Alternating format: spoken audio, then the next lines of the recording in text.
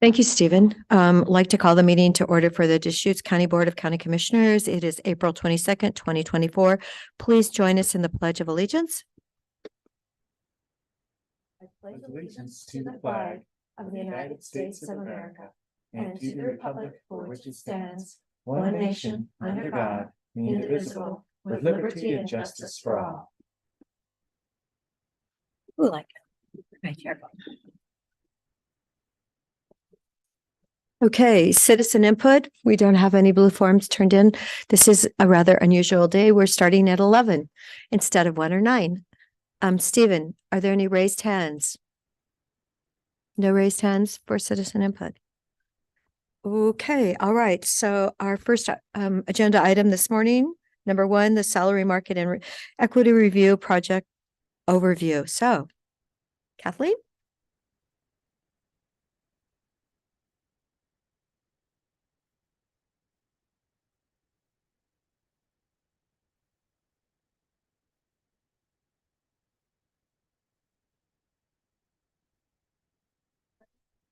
Kathleen Hinman for the record.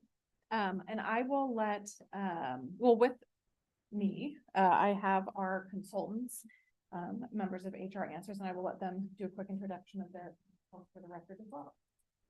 Excellent. My name is Lori Grenier. I'm the president and owner of HR Answers, and will primarily be focused on. We can't hear A you. little bit more. Yeah. Better. Maybe. Maybe. So Lori Grenier, president and owner of HR Answers, am the compensation expert associated with government work. Been doing that for about 25 years. Started my career with the state of Oregon. Did classification and compensation and labor negotiations for 17 years for them. Thank you. Good morning. Thank you. My name's Anna Lee. I'm a senior consultant with HR Answers, and I'll be the project lead for the duration of the project. My background is in municipal government, nonprofit, private, and public entities, and HR director role, and my way background is finance. So it's a pleasure to be here and partner with the county in this important project. Thank you. Thank you. So we're here today to present an overview of the project. So just a little bit of background on that. The Board of Commissioners provided a staff with direction to engage in an RFP process to select a consultant for a salary market and equity study, and primarily focused on our non-represented and AFSCME positions. However, through this process, we've determined that the pay equity component of it should apply to all positions in the county so that they can be compared equitably to each other. So with that change, what we have identified is we went through an RFP process. We conducted first and second round interviews. We had 11 responses. We were pretty impressed with that amount of response. And in fact, needed to have a second round of interviews and even bring a steering committee into it to help us with that selection process. And through all of that, we identified and awarded the contract to HR Answers. There's some information about HR Answers in the staff report, kind of just going over their experience in this sector, the work that they do. So I won't go ahead, I won't read through that, but just very qualified group, as you've heard. The salary market and equity study for Deschutes County will include work as we determine to help the county understand the equity and competitiveness of our employees' compensation and benefits, update the existing program so that the program can be competitive, sustainable, and equitable for the future, and recommend a budget plan to appropriately realign employees' compensation as necessary. That's the outcome there. So I will touch real high level on the project, and we'll let HR Answers kind of go over that with a little bit more detail. But the idea is that, as I mentioned, we will do a salary or market review of positions within the non-represented and AFSCME groups. And that hasn't been done since 2017 when we did the last study. Whereas with many of our other employee groups, we've done that through either negotiations or bargaining, where we've looked at, reevaluated the market in comparison. So it's an appropriate amount of time that's passed, and the market has changed pretty substantially, that we look at that now for our largest union with AFSCME and the non-represented groups. So here we are. The other piece to that is with Oregon's pay equity law. It really is a best practice, if not nearly a requirement for us to evaluate that on a regular basis. And so we're prepared to do that. That will be applied to all positions within the county. So HR Answers will guide us through that process, facilitate project planning, engage with county leadership throughout the process. One of the things that is first up in the program is for us to reevaluate our market comparisons, our labor market, where we look to for comparable jobs. And just as a little bit of a reminder of where the county has, where we have adopted language around defining our competitive labor market. Currently, it includes comparable public sector organizations with Clackamas, Lane, Jackson, and Marion counties. That's who was selected through our last process. And that's our current. So while there is no, I put in the staff report that a motion is not necessarily expected at this meeting. We are looking for direction. And if the board is prepared to provide a motion, we are glad to accept that. We can bring information back for Wednesday, the 24th, if the board wants to push any decision making till then. We can receive that motion at that point. The timing on this is that we're looking to obtain these details so that we can, it's kind of the first start for us to move forward in this project, and also to align with the elected officials compensation committee meeting that's occurring on April 29th. So really just trying to get in front of those pieces. So what we're looking for is to evaluate, is the current definition of our labor market appropriate, or is there interest from the board to make changes or consider changes to that labor market? So with that kind of question or that goal in mind of the outcome of our conversation, I'm going to go ahead and turn it over to HR Answers, and they can go through their presentation. Excellent. So I'm going to take on the majority of that. Anna will nudge me if I miss something. So associated with figuring out a labor market for an organization, we like to hear from people within the organization to give us an idea of what's important to you. What does that actually mean? And so we have gone through a couple different steps associated with the executive team to say, provide us some feedback and let's see if we can find some consistency. We want to take that and pair it up with good compensation practice. How do those two things dovetail, or where might we need to do more education around how those things work? So we put out a survey, 2 months ago now in totality? And solicited feedback from the executive team really about 5 very specific questions. I'm going to go through what those questions were, as well as summarization of where common themes were found associated with that, just so that you know where that group is coming from. And then I want to talk a little bit about best compensation practice and how those things align, and maybe some opportunities for consideration. So the first question that we asked of the team was, what is your organization trying to achieve through its compensation design? They are not in there because we just met with them and so I'm going to discuss this, but please feel free to ask any questions. Will we get to this or is this? We will. Yes. Yes.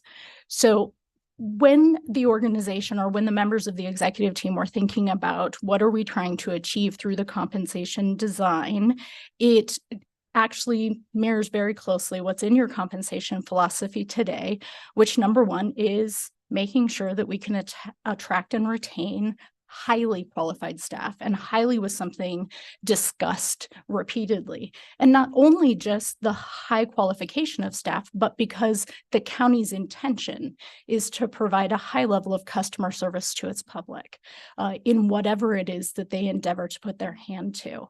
So the confirmation was consistent across the group associated with that.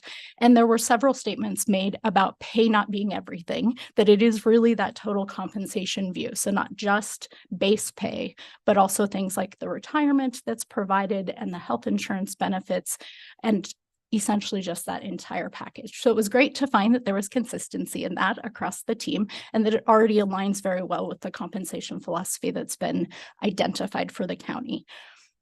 In addition to that, it also follows great compensation practice or best practice in compensation to keep your view as a total compensation look. So we don't ever encourage an organization to say, only look at base pay. It is certainly one piece you're balancing, but we need essentially the three-legged stool, which is retirement, base pay, and benefits. We want to see all of those when we're making informed decisions about pay.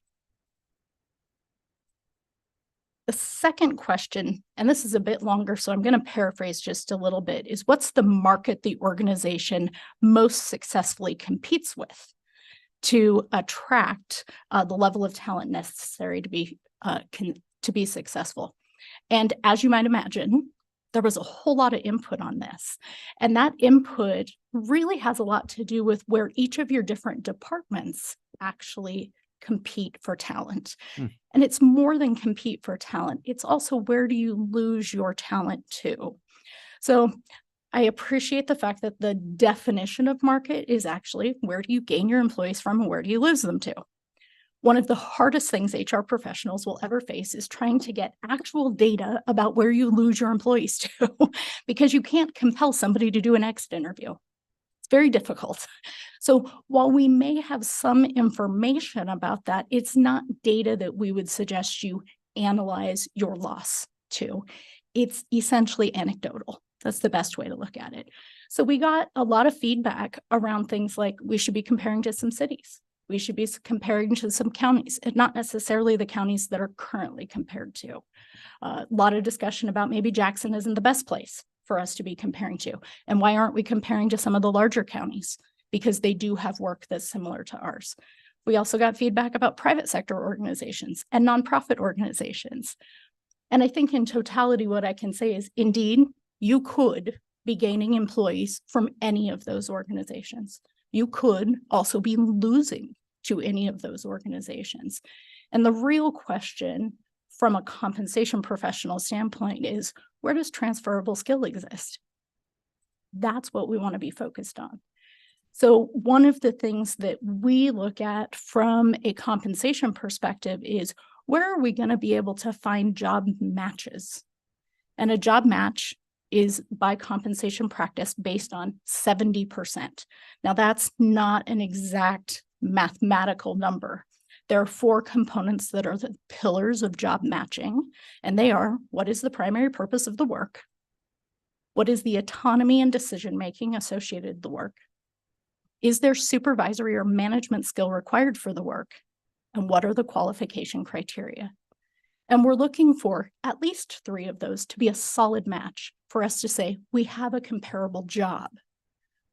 Following that, we want to look at those comparable jobs through the lens of your organization's, I'm going to call it demographic for a second, but your comparability.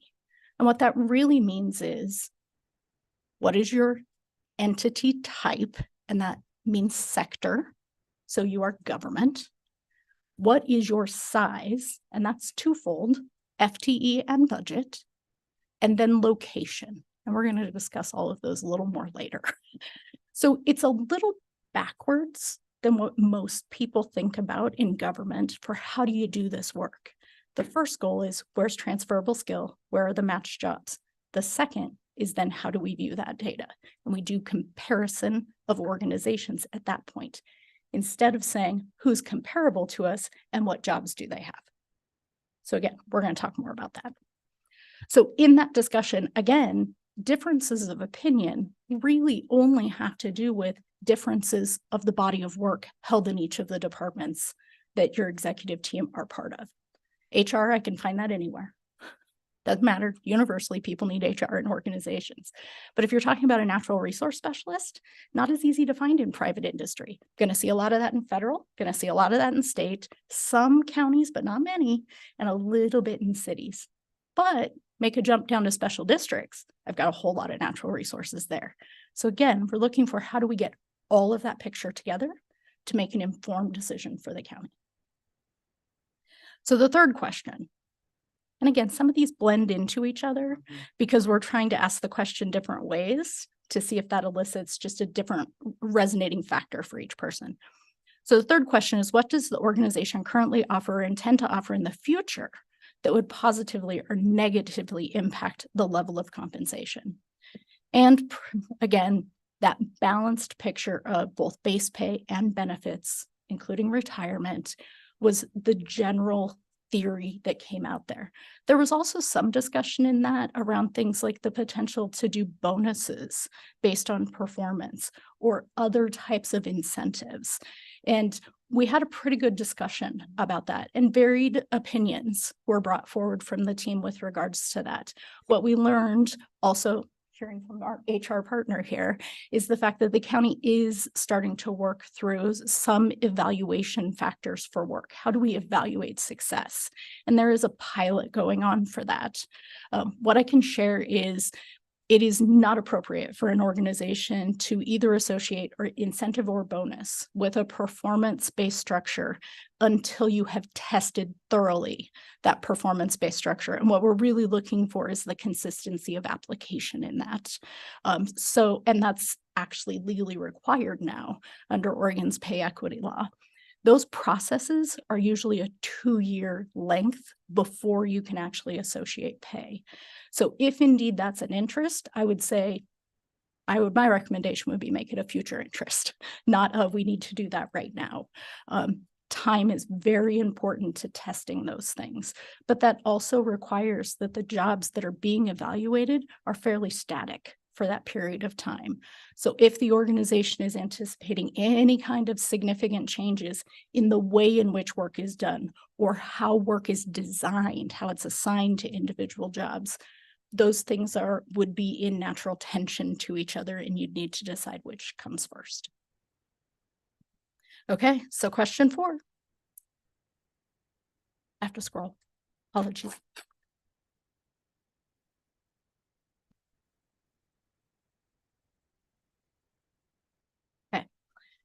At what level should total compensation be positioned? And really this dovetails into question 4, and I will tell you the summary of both of these is found in one question, which is your current compensation philosophy says that you'll lead the market, and the most specific definition being 5% above the median average of the market. Excellent place for a county to be in my anticipation, because it takes some special people to do public work. The reality is there's consensus that they would love to see lead. They would not want to see anything less than meet associated with a total compensation picture for the employees. Certainly, and discussed in that meeting was the fact that it has to be balanced with your financial capabilities. And that's just smart business. That is already written in to your compensation philosophies. And again, that's pretty much agreement across the board from the group that that's where they would like to see the organization continue to stay. So that's 4 and 5.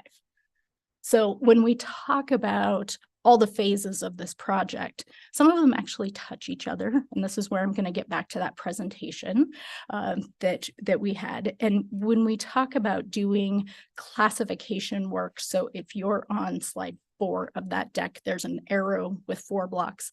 Classification is really looking at where in the organization is the design of work doing what we expect it to do. Or should we be looking at separating or merging any of the work together? And this is one of those places where we touch on your executive team, and we may even need to touch on employees to say, tell us what's happening. Help us understand what's going on. Some of these processes actually run in parallel to each other. So it's important to understand that we're not doing a start classification, stop classification, start pay equity, end pay equity, so on and so forth. It's where can we run those concurrently, not simply to get you to a resolution in a reasonable amount of time. So classification is really an assessment, again, of in your job classifications, the job descriptions of individual roles. Where's it working? What isn't working? What might we need to change? Pay equity is really that review, the review that Kathleen was talking about. You've undertaken pay equity work already.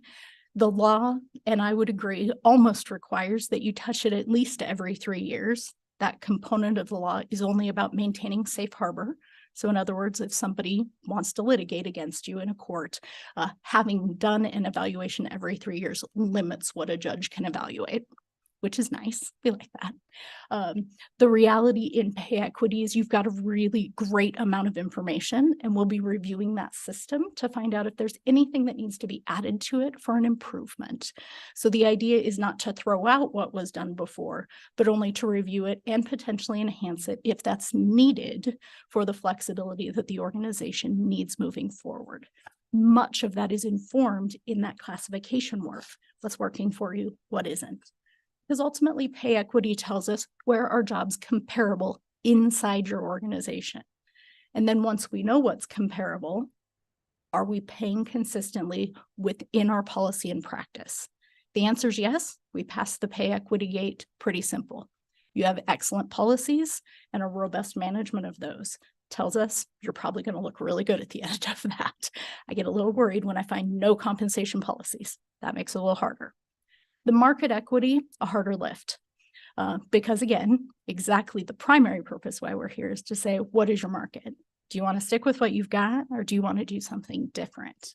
Then ultimately that very last piece is to review policies and processes to say, are they consistent with any changes that were made throughout this, so that we can continue to administer whatever the decisions are in a consistent way, therefore meeting our pay equity requirements. So it's logical. However, they aren't all start and stop. And many of these will touch each other.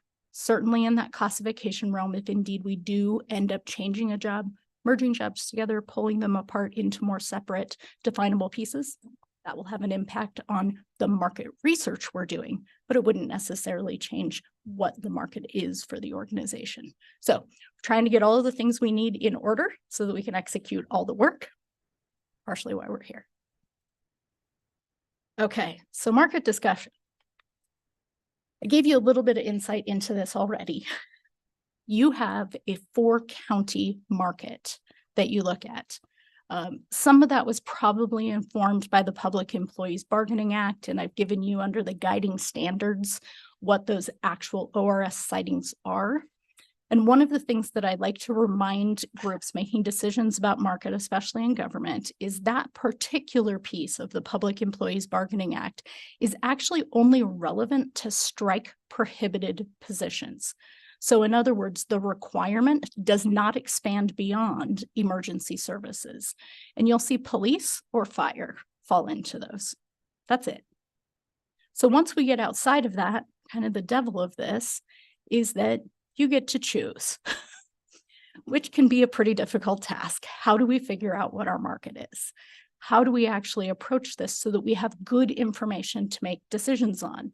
I will advocate repeatedly for the fact that market is only information to help you make informed decisions. It is not the decision.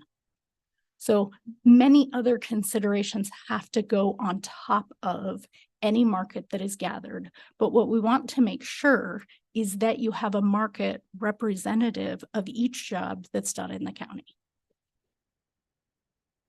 Isolating yourself to 4 counties gives you less likelihood that you're going to have good information to make decisions based on. That is because the work of the county has transferable skill to many other places than just other government, and more specifically, only 4 other counties. In order for us to say you have a market reference point, we would need at least 4 comparable jobs.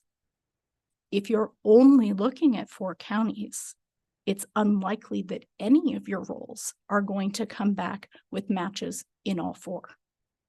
So by the sheer volume, we're already a little behind on the likelihood that you're going to have a true market reference to inform your decision-making. So my recommendation is certainly that you expand what you're looking at. I would recommend that you actually expand beyond what's called direct market surveys. So direct market is when we reach out to certain entities and say, what are you paying for these jobs? And the first thing being, do these jobs even match our jobs? The issue with the expansion, especially if you do want to include private industry, is there's a federal law on price fixing. that essentially says, even if individual entities were to give us that information, I can't tell you which organizations gave me that specific information. Most private organizations will not supply that information, but to a third-party vendor, because those third-party vendors work specifically through processes to maintain the confidentiality of who is paying those specific rates or providing those specific benefits. I would love to say that we want to be third-party aggregators, but we don't. That's a lot of work, and you need some very sophisticated statisticians working behind that. So what we utilize to be able to provide organizations a comprehensive view of market is something called aggregator sources or aggregator surveys. Now, in your 17 work, the Economic Research Institute was utilized to assist with providing some of that information. That is the nation's most reputable source associated with that information. Secondarily to that is actually a product produced by Salary.com. And if any of you have heard me speak before, I always have to clarify this. Salary.com did not used to be a reputable source. And if you go online and actually look for a job on Salary.com, you will get market data. That data, however, is nationwide, and it is reporting employee reported information. We are very specific as compensation professionals to say you must be looking at employer submitted information because they actually understand their compensation structure to a level at which they can report to those surveys accurately what is being asked for. So Salary.com has purchased something called Comp Analyst. That is a very reputable source, and it is the second source in the nation for nationwide market data. We subscribe to both of those, Economic Research Institute and what's called Comp Analyst, owned by Salary.com. And what those survey sources allow us to do is first look at comparability of work. So back to our 4 pillars of, does this job, and I'm going to pick HR manager or HR director next to me, does the job of HR director as described here at the county match to the jobs, any job regardless of title, in the survey sources that we have available to us? Then we collect, if the answer is yes, we collect all the data points specific to that. And after collecting those data points, we essentially put a lens over that says, show me sector, show me size, show me location. And it takes that data and says, looking through that lens, this is the dollar amount, the benefit amount, the retirement amount that should be reported. That gives you a much more likely actual market reference point to look at than going after specific counties. There's nothing wrong with going after specific counties. I would definitely say you need to increase that number if you want to. These aggregator sources, though, include all government type work, federal, state, local, special district, and local meaning both county and city, as well as private industry and nonprofit nationwide.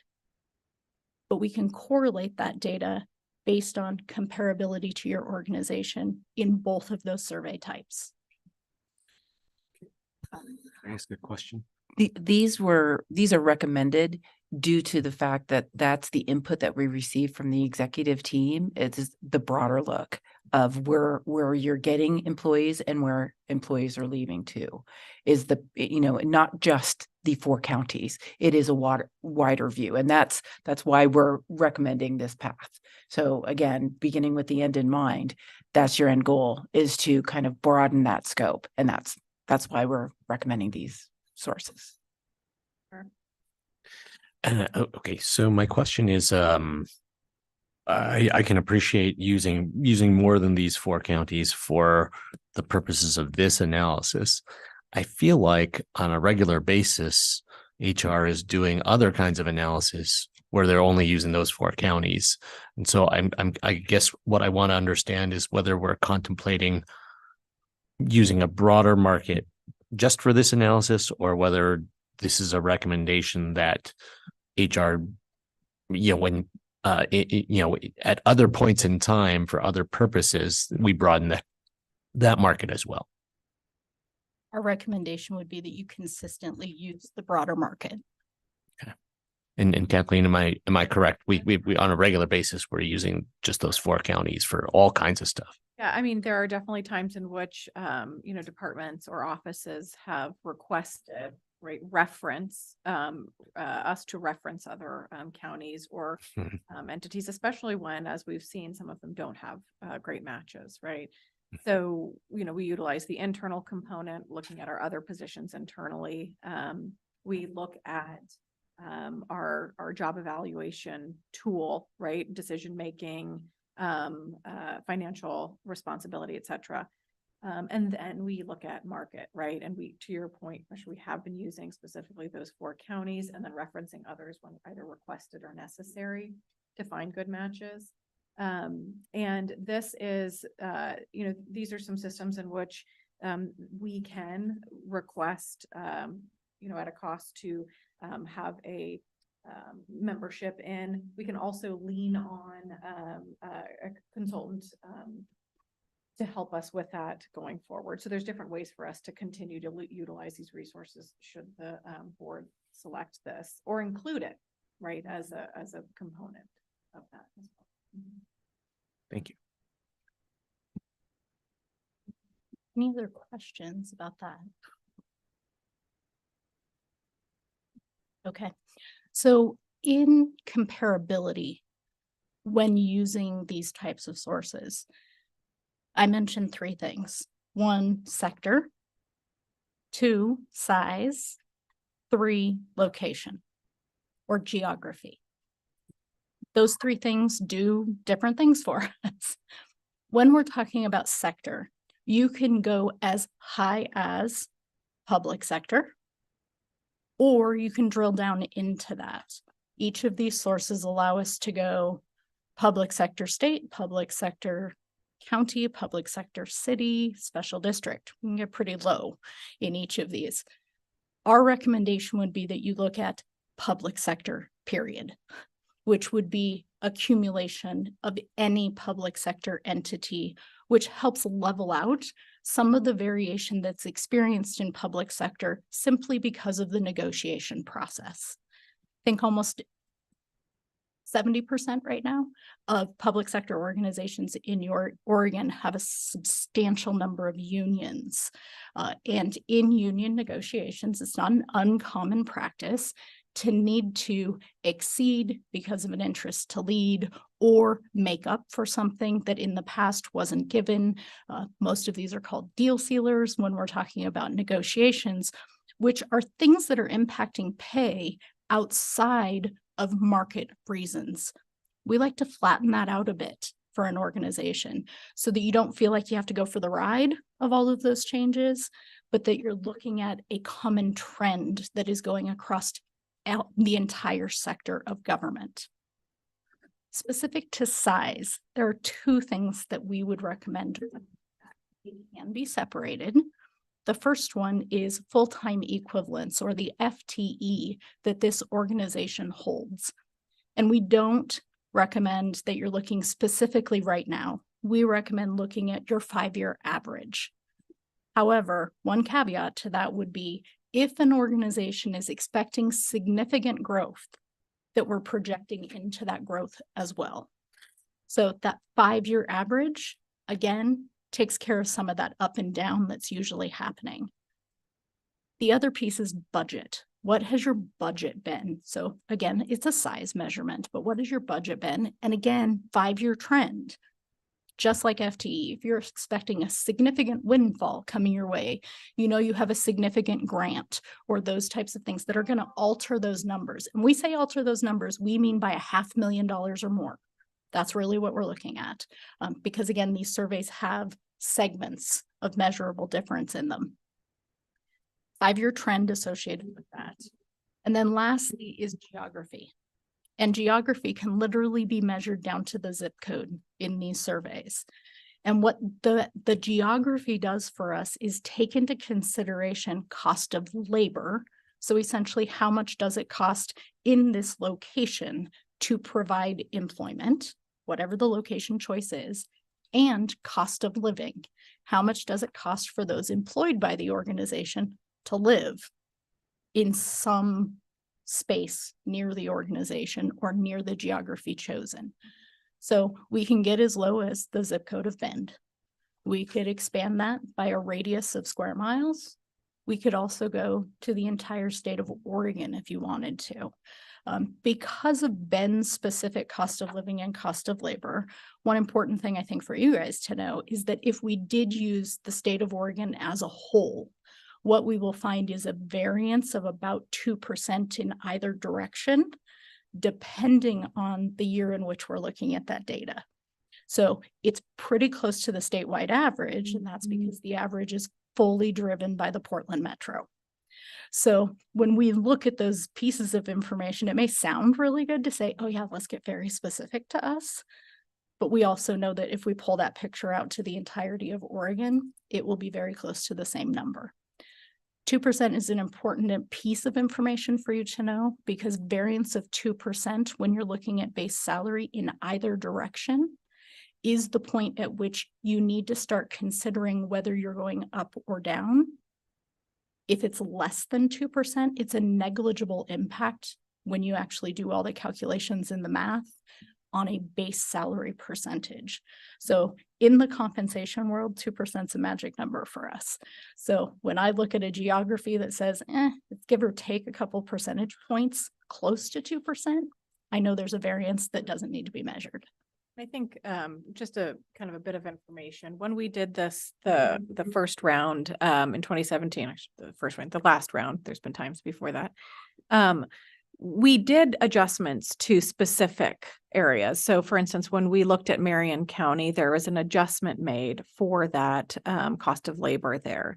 And, it was either plus or minus depending upon it at the time. And so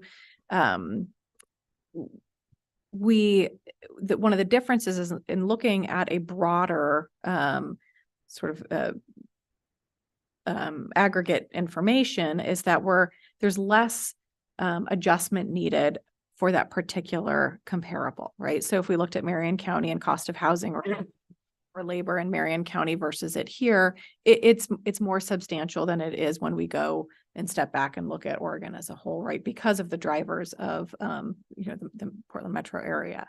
So just kind of a bit of information there. And even if we were to step back and look at individual spaces, what we heard from the executive team and what we hear from applicants really is it's that difference that is of that cost of living for them when they consider moving or accepting a position here, right? So that's one way in which we can address that without having to find other counties that have the geographic isolation that we do, the high cost of living, the labor market similar to us, right? So we can go out and try and find those counties and hope they don't change, right? Or change at the same pace we do and continue to adjust that way. Or we can step back and look at an aggregating source like this to really identify an area that is more similar to ours and have that market just be itself with that minimal difference, like Lori mentioned. When we talk about geography, I'm thinking back to when we did our county administrator recruitment, when we did our community development director recruitment, we saw a large number of kind of higher qualified candidates, people who made it to the interview round from mountain towns in Colorado, which indicates to me that people from mountain towns across the Western United States are interested in moving to a mountain town in Central Oregon. And when you kind of mentioned the potential breadth of where we'd look, you kind of got as far as, all Oregon wide, but you didn't go beyond that. And so I'm wondering if there's ways to account for that. I mean, this is, there are a lot of people who want to move here who have certain kinds of lifestyle preferences. And that could conceivably be a strength for us. If cost of living is actually lower here than some of these other places, we can attract those people with the comparable mountain community quality of life, but a lower cost of living, for example. So is there are there ways to account for those kinds of preferences and interest really among people who are looking at jobs here in the way that we clip our geography? So two things there. It's a great question. In these survey sources, in both of them, whether it's Comp Analyst or whether it's Economic Research Institute, they are collecting data from employers all over the nation. That is where the job matching to collect the initial information comes from. But to get the value that you mentioned in our cost of living is a little less, maybe than like Vail. We still want to match to the jobs that are reported out of Vail, but we want to geographically level to where the job's going to be done. So they're in that survey data. We just look at them through the lens of the geography appropriate for this role. So I'm going to bet, only because I've done some work for the airport over there, that we would be from a geographic, if we were looking at all Oregon, or even if we were to isolate down to Deschutes, we're probably reducing that cost if I just did a direct comparison from Vail to here, probably by about 9%. But the reality is all of that information is in the data to then be viewed through this organization's comparable lens. Mm-hmm. Does that answer your question? I think I'm tracking you. I still don't understand like the mechanics of how that actually shows up in the way that we do comps with geography. Yeah. So it's all of the information from all of the comparators are in the data set. And each of those comparators has identified their location. So when we overlay that and say, but we want to look at all of that data through an Oregon lens, it looks at each of those line items and either brings it down or up based on the comparability of those data points.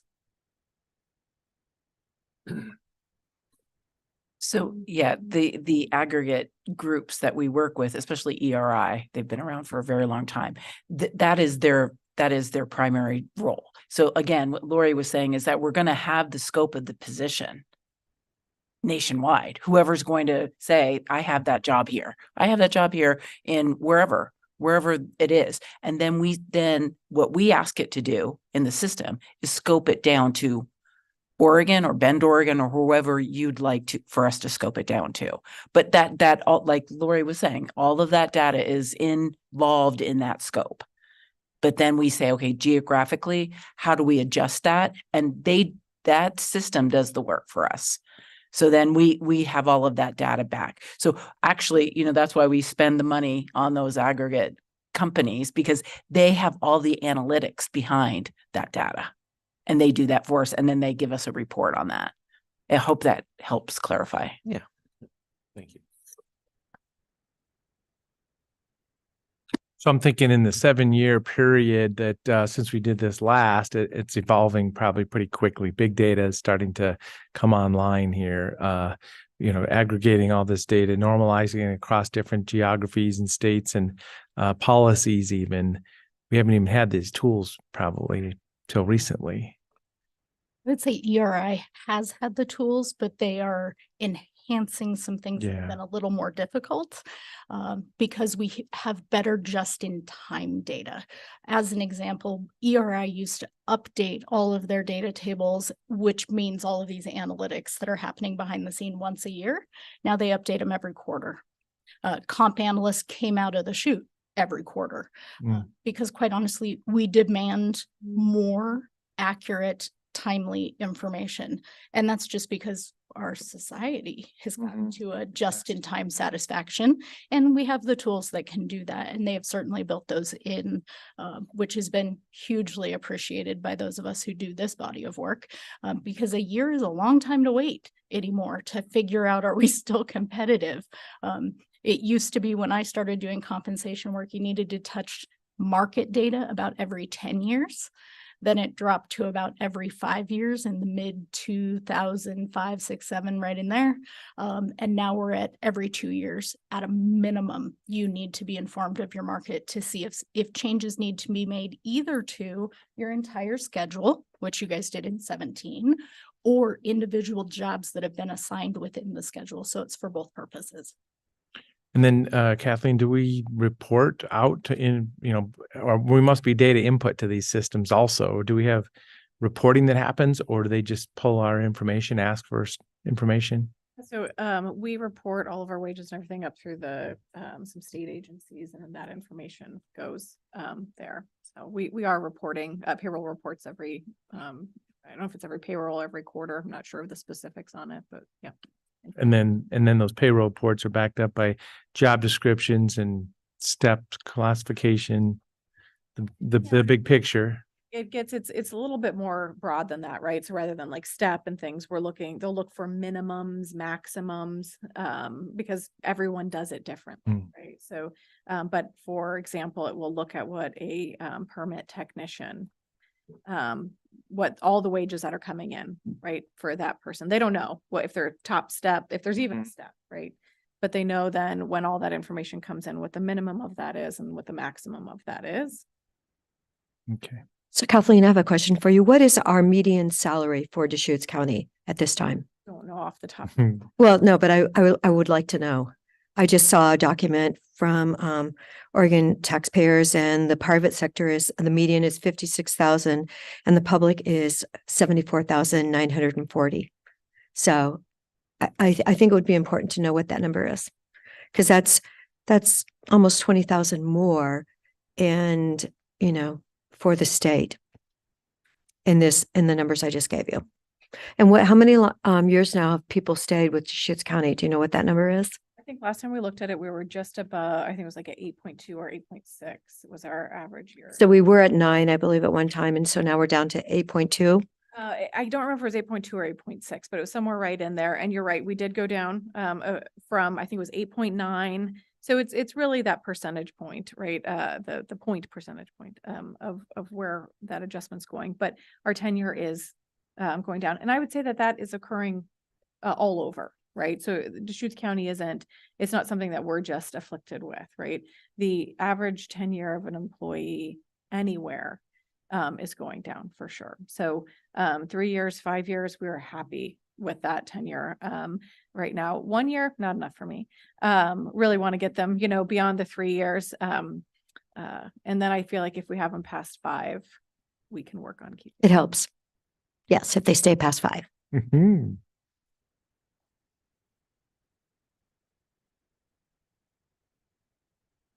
Okay. So timelines concerned for the entire process that we're going to go through. We're talking 6 to 9 months. It gets less as less changes needed. That's it. But we're prepared for up to 9 months associated with that. The most time consuming portions of this process are gathering and confirming job information. How is the county actually designing work? And that's back in that classification piece of, do things need to be separated or brought together? And then if indeed you guys wanted to continue forward with that direct market work, again, because our recommendation is that you need to expand beyond 4 if you wanted to continue down that path. That work takes a lot of time because we do all that verification of what's in this job description, what's in the comparables job description, and then collecting all the relevant data points. The aggregator surveys, that's all available to us and served up to us on a website essentially, so that while we do that matching work, it is much faster, and partially just because we're very familiar with those. We know what they call those jobs. It's really important to remember job title matching is not how you go about this. It is job content matching. And not all comparators, even in our counties, do not actually collect and share that information on the website. So we actually need them to download all of their job descriptions for us to do the evaluation. Not to say that might not be where you choose to go and that's the work you ask us to do. We'll absolutely do that. It just takes more time. So it will elongate that portion of the process, but not outside of the 9 months that we suggested. So we're looking for any additional questions you might have associated with that. And then any discussion around survey sources that we could utilize, expanding the counties, not utilizing direct market counties, and then the comparability standards.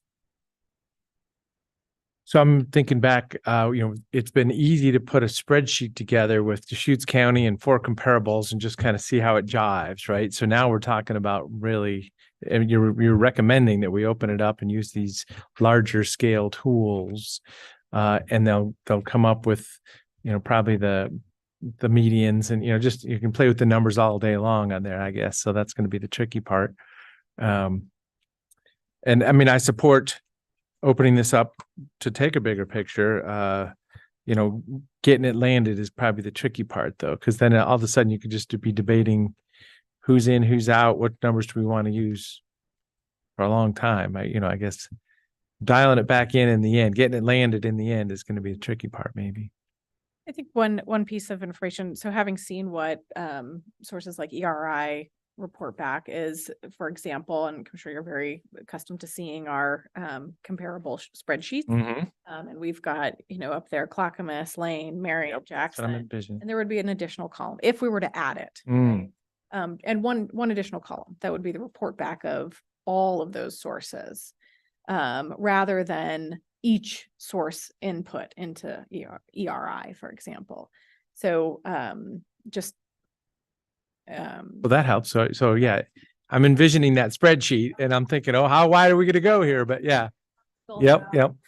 No.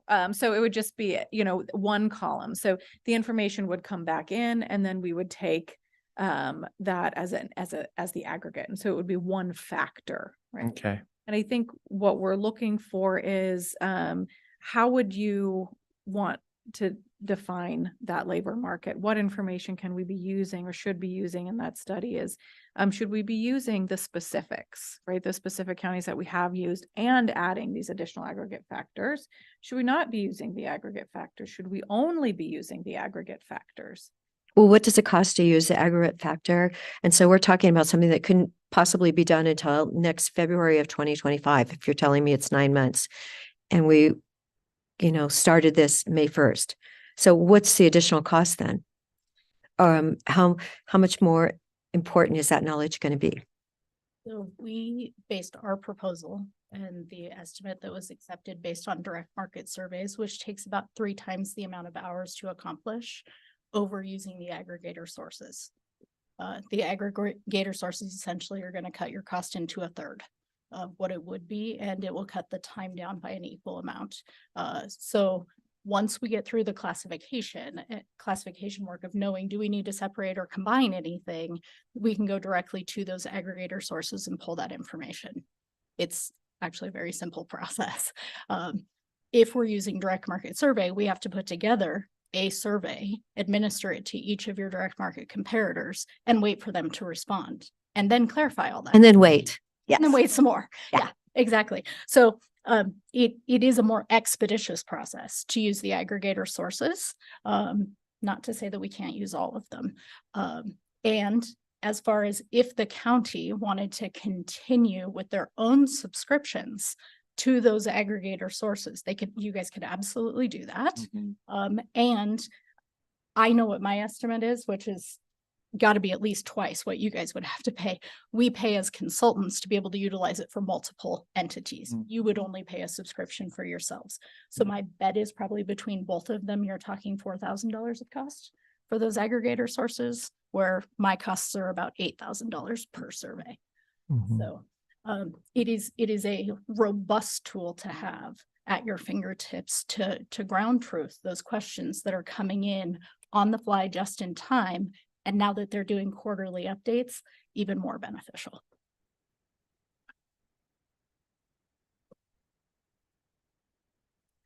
want to clarify, we wouldn't wait for the quarterly update. I mean, the aggregate surveys that we use give us data as of today. So they also do the adjustment. So when we pull those reports are in real time and accurate data. So they're up to date. So there wouldn't be any waiting period for us to go out to those aggregate sources. Just saying. Well, it is interesting to think that I believe Washington County is having, or they were having serious financial issues in Washington County, which of course is not in our 4. But then I'm seeing that smaller counties are having serious financial conditions at this moment in time too. So it feels like it's going to be here and there. And of course, we're really watching funding also because of inflation and what it's doing to the real world.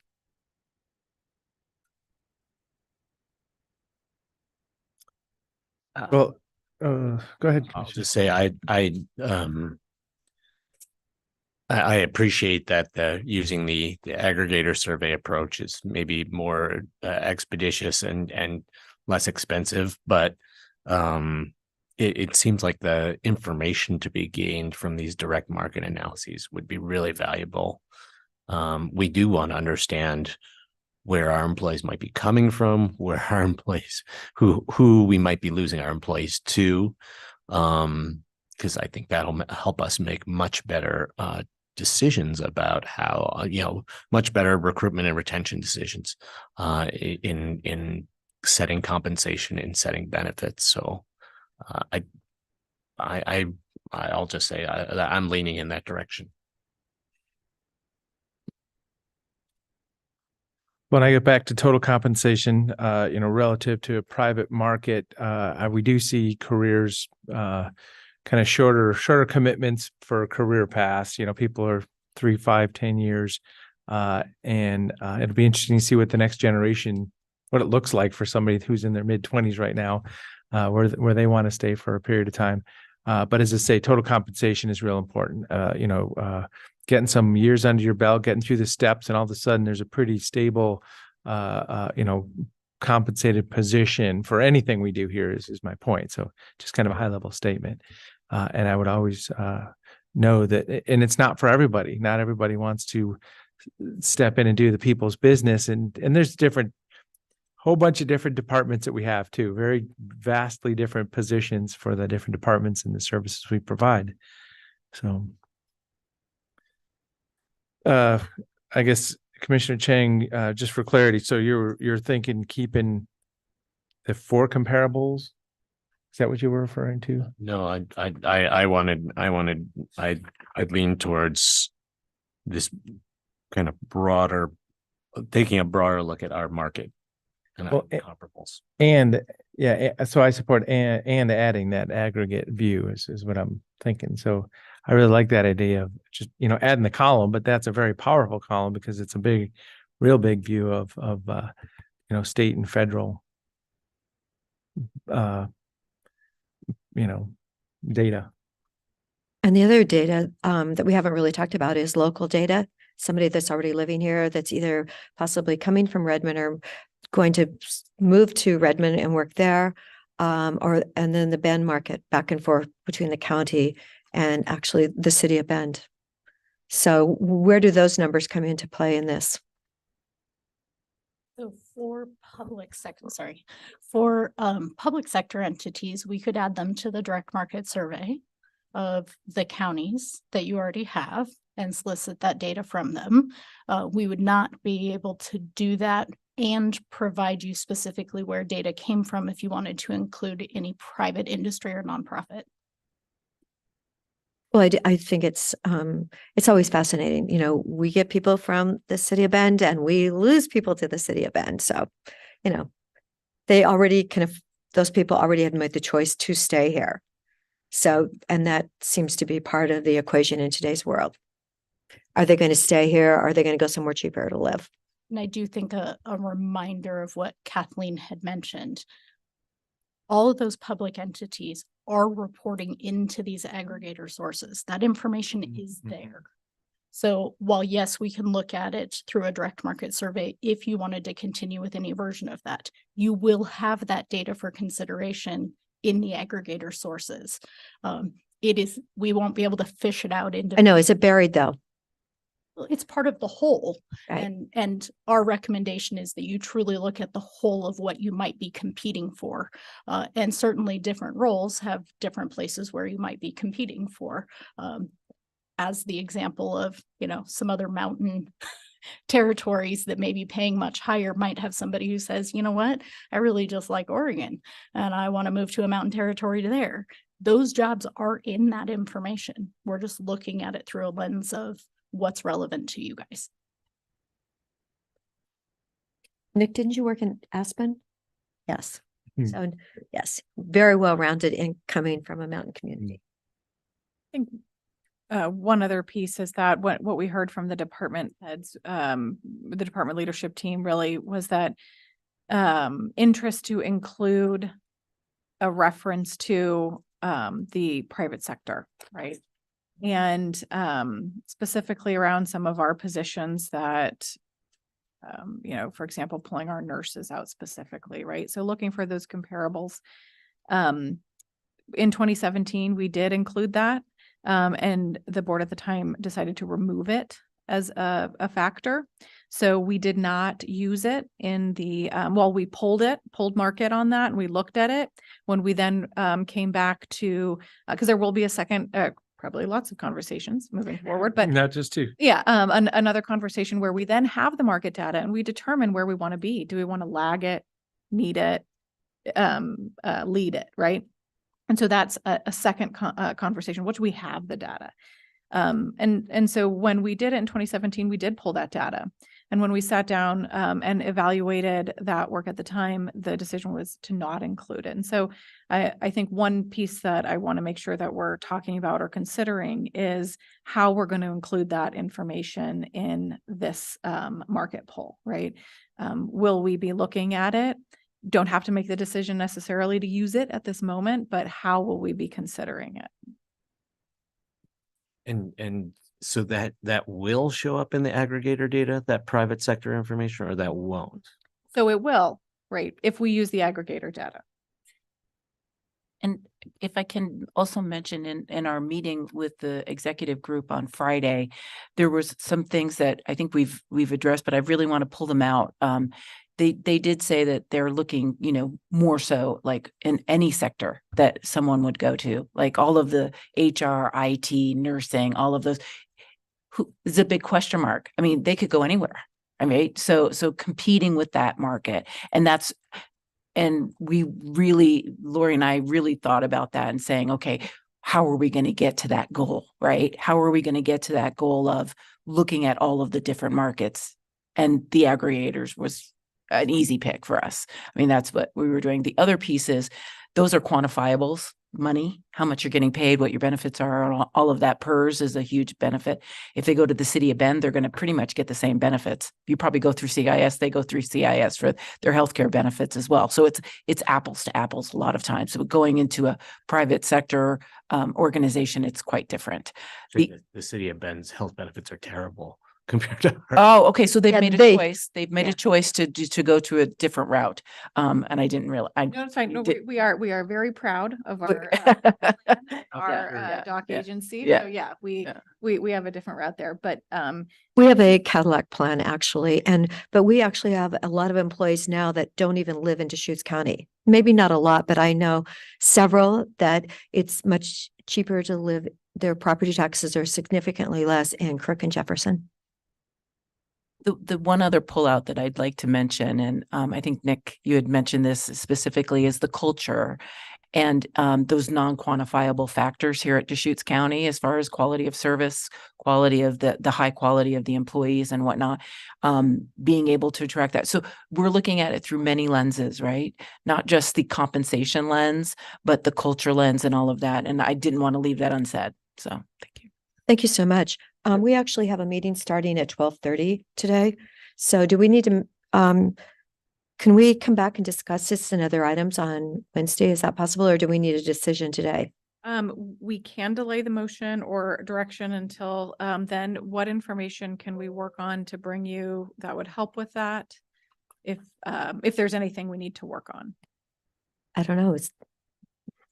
Did someone want to make a motion today? Otherwise, we need to table it because I would like to have lunch. I haven't had breakfast and now I have 20 minutes.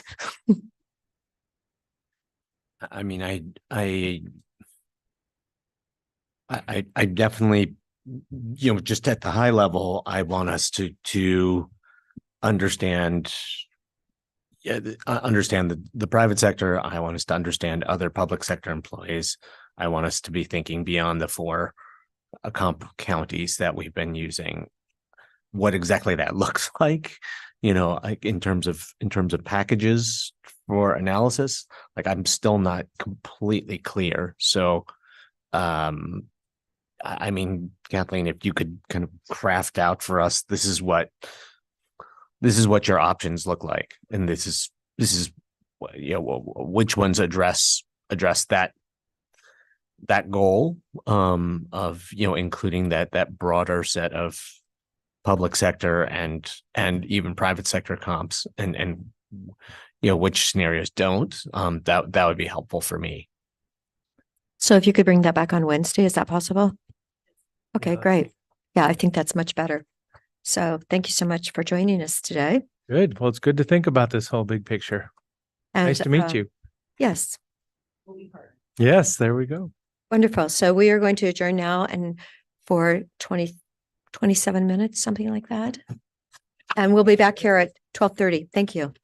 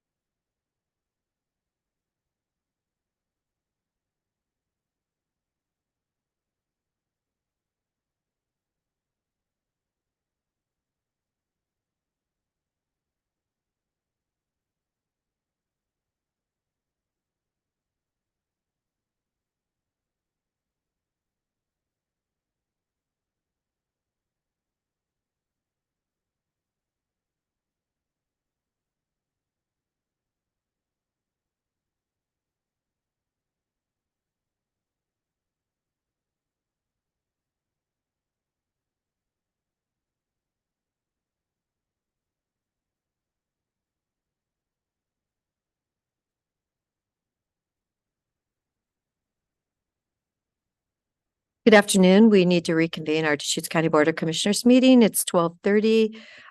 We are now looking at item number 2. Department of Justice Violence Against Women grant to improve the criminal justice responses to sexual assault, domestic violence, and stalking. Kathleen, good afternoon. Thank you so much for having me today, and I appreciate being squeezed into today because I have a meeting for Wednesday.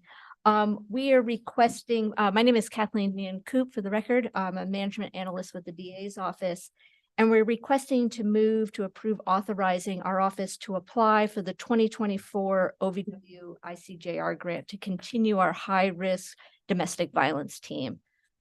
It's a program partnership between the DA's office, Saving Grace, Parole and Probation, as well as our local law enforcement agencies to improve our community's response to DV cases and our survivors. The grant funding will primarily be requesting about $500,000 total, and it will cover a half-time domestic violence investigator for our office, probably a 3/4 time law enforcement liaison at Saving Grace, and some staff training around this topic. And the grant is for a 3-year period of time. And continuing a program that we currently do. Correct. Resources aren't going up, so it says kind of you're going to have to adjust with what you have, it sounds like. Yes, we are. And so we're adjusting the amount of time that we'll be hiring the people, their FTE status. Yeah. And we're looking at how to best ensure that we can still meet the requirements of the project and the grant, but within that time frame and the funding that is actually available. And the liaison at Saving Grace is a Saving Grace Employee, yes. That's a great, it's great to see these public and private organizations, working in a coordinated and integrated way. Yeah. And we have a great relationship with them. Communication, we've done a lot of training this past year, and I think the program has always been very successful. But this past year, we did a lot of team training as well. And the communication between all the different offices is really improved, and there's a lot of better coordinated care for our survivors on these cases. I'm really happy that we have a high-risk domestic violence team at Deschutes County, and thank you so much for being the keeper of the process and making sure that we're adequately resourcing that function. So Kathleen, since you've been working with us for a while, is a lot of this domestic violence, do you look at it back into alcohol use? Do you have, is there some trigger there that I noticed that in parole and probation, we have, what is it, like 25% of the people there are there because of domestic violence, the people that are leaving prison. So I just wondered if you had any insight. No, I don't. I have not looked specifically into that. What is the cause of the domestic violence? We're kind of looking at the cases in our situation, kind of after reacting to the cases that are currently out there for the services that we're providing. We're really trying to ensure that the victim receives the safety support that they need. And then from a case standpoint for our office, kind of looking for how we can ensure that we're providing or prosecuting these cases to the fullest extent to keep the community safe. But that is an interesting question. It's something that we haven't looked at specifically for this program. I wondered if you had. I didn't know, but we know we have, the situation with drugs, but then you hear about alcohol too. And without a doubt, when you read some of the police reports, there is alcohol, but I have not looked from the standpoint of percentage of cases. So wouldn't be surprising, but I don't know that for sure. Okay. Thank you so much. Okay, so is there a motion? I'll move to approve the application for a 2024 Violence Against Women ICJR grant to continue the Deschutes County high-risk domestic violence team. And I will second it. Is there any further discussion? Commissioner Chang? Yes. Commissioner DeBonne? Yes. And the chair votes yes. Thank you for coming. Thank I you. appreciate it. Yeah. And Kathleen, thank you also for the work that I believe that you're doing, bundled up with the whole development of a deflection program here in Deschutes County as well. Oh, thank you very much. Yeah, your name was mentioned. G. Yes, thank you so much. Okay, we're now at item number 3. The video lottery fund allocations. And here we have a team. The team's coming.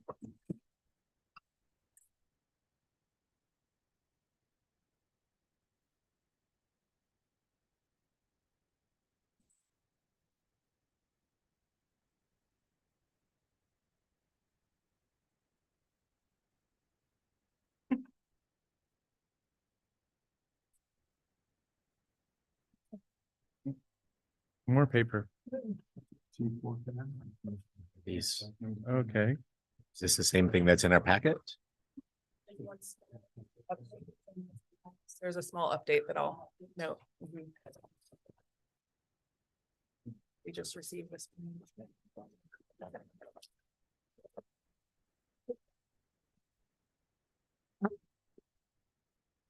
Okay, thanks. Hmm. So there was? Yeah. Okay. Thanks. I know it's always a test, isn't it?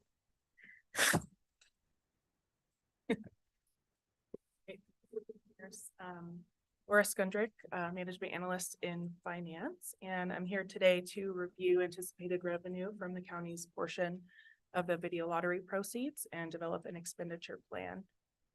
Video lottery proceeds have historically included funding for economic development activities, various projects, support for other organizations, and grant programs. And in order to maintain a healthy contingency and fund balance, staff recommend that the board consider an allocation of funds for fiscal year 25 that align with the anticipated revenue for fiscal year 25, which, as you can see on your spreadsheet, is projected at $1,370,000. I also have, I'll let you introduce yourself.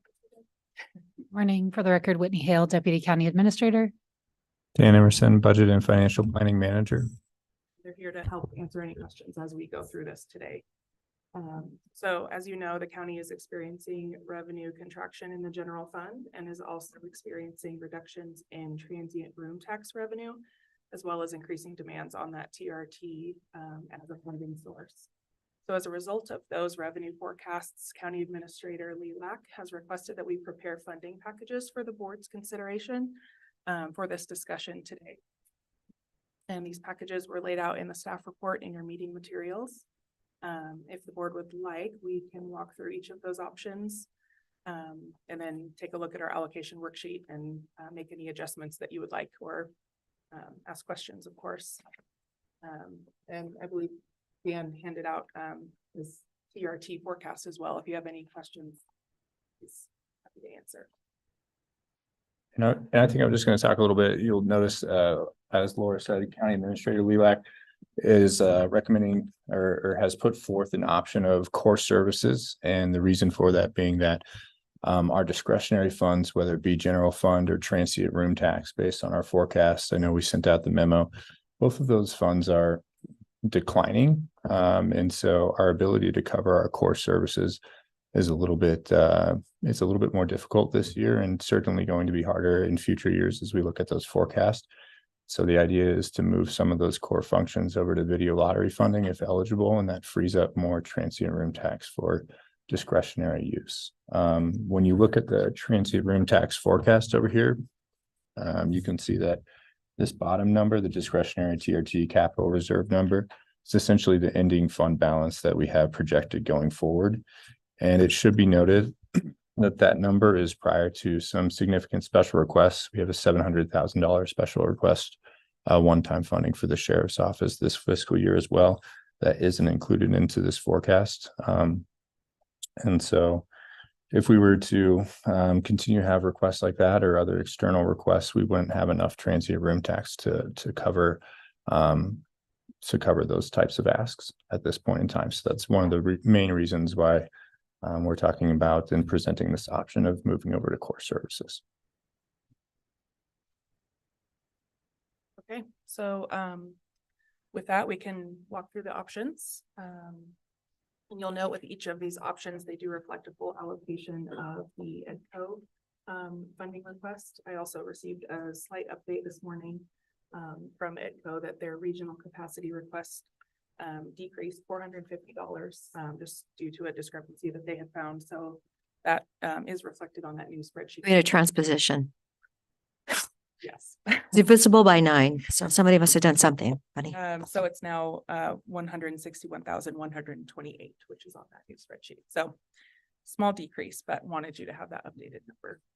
Okay, what's our beginning balance then for the lottery funds? How much did we have left from the share? Yeah, so you can see at the top of your worksheets here, not on that first page, I'm sorry.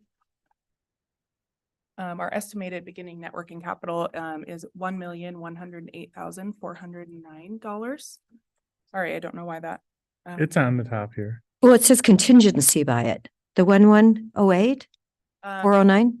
That is what we're recommending to keep as contingency because we're recommending to only spend what we're projecting to receive. Okay.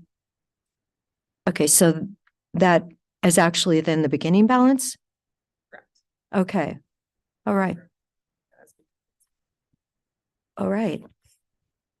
But I'll just offer that is a board choice. That's what staff's recommendation, but certainly the board has discretion to allocate, to spend that money if you wish, some or a portion of it. I think that's consistent with the spending allocations the board made for this fiscal year. So that was a recommendation from finance last year. And so it's what we mirrored in the materials that are before you today.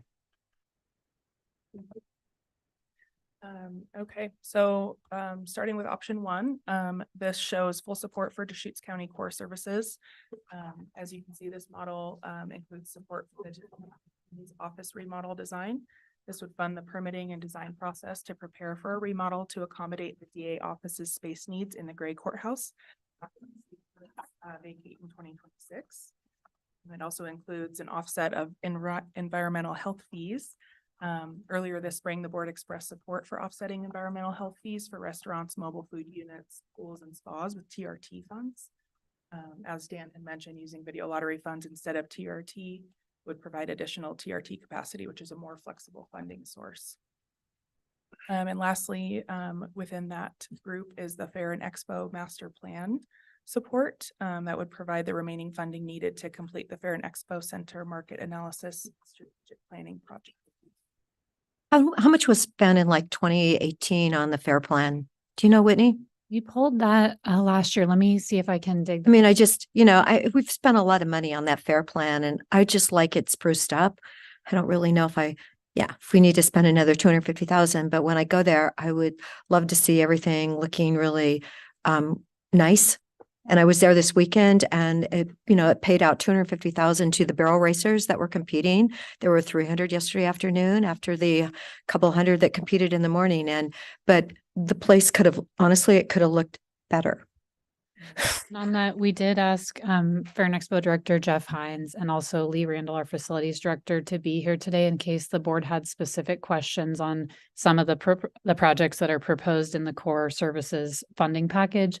So Lee can speak to the proposed remodel for the DA's office space, and Jeff could also come up to answer any questions you may have about the master plan and what that project scope entails.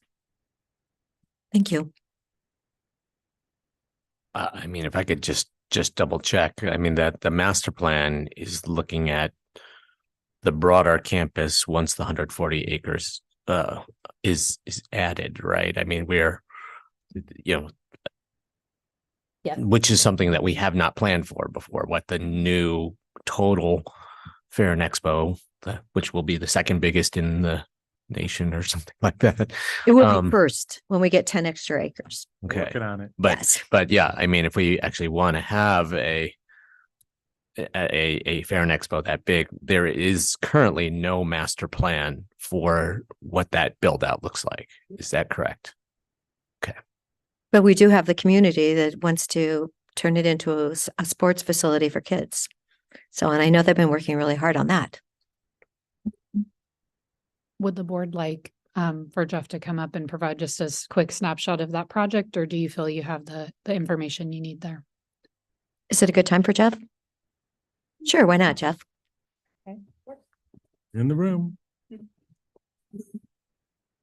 So just one note while we're getting there, it was mentioned most flexible funds, TRT, or this video lottery. I think that of TRT, the funds that we would spend out of that are general fund dollars at that point. You know, the percentage that's allowed to be spent out of general fund, we can think of it like that. This video lottery is money coming back through the gaming system to the state for economic development purposes.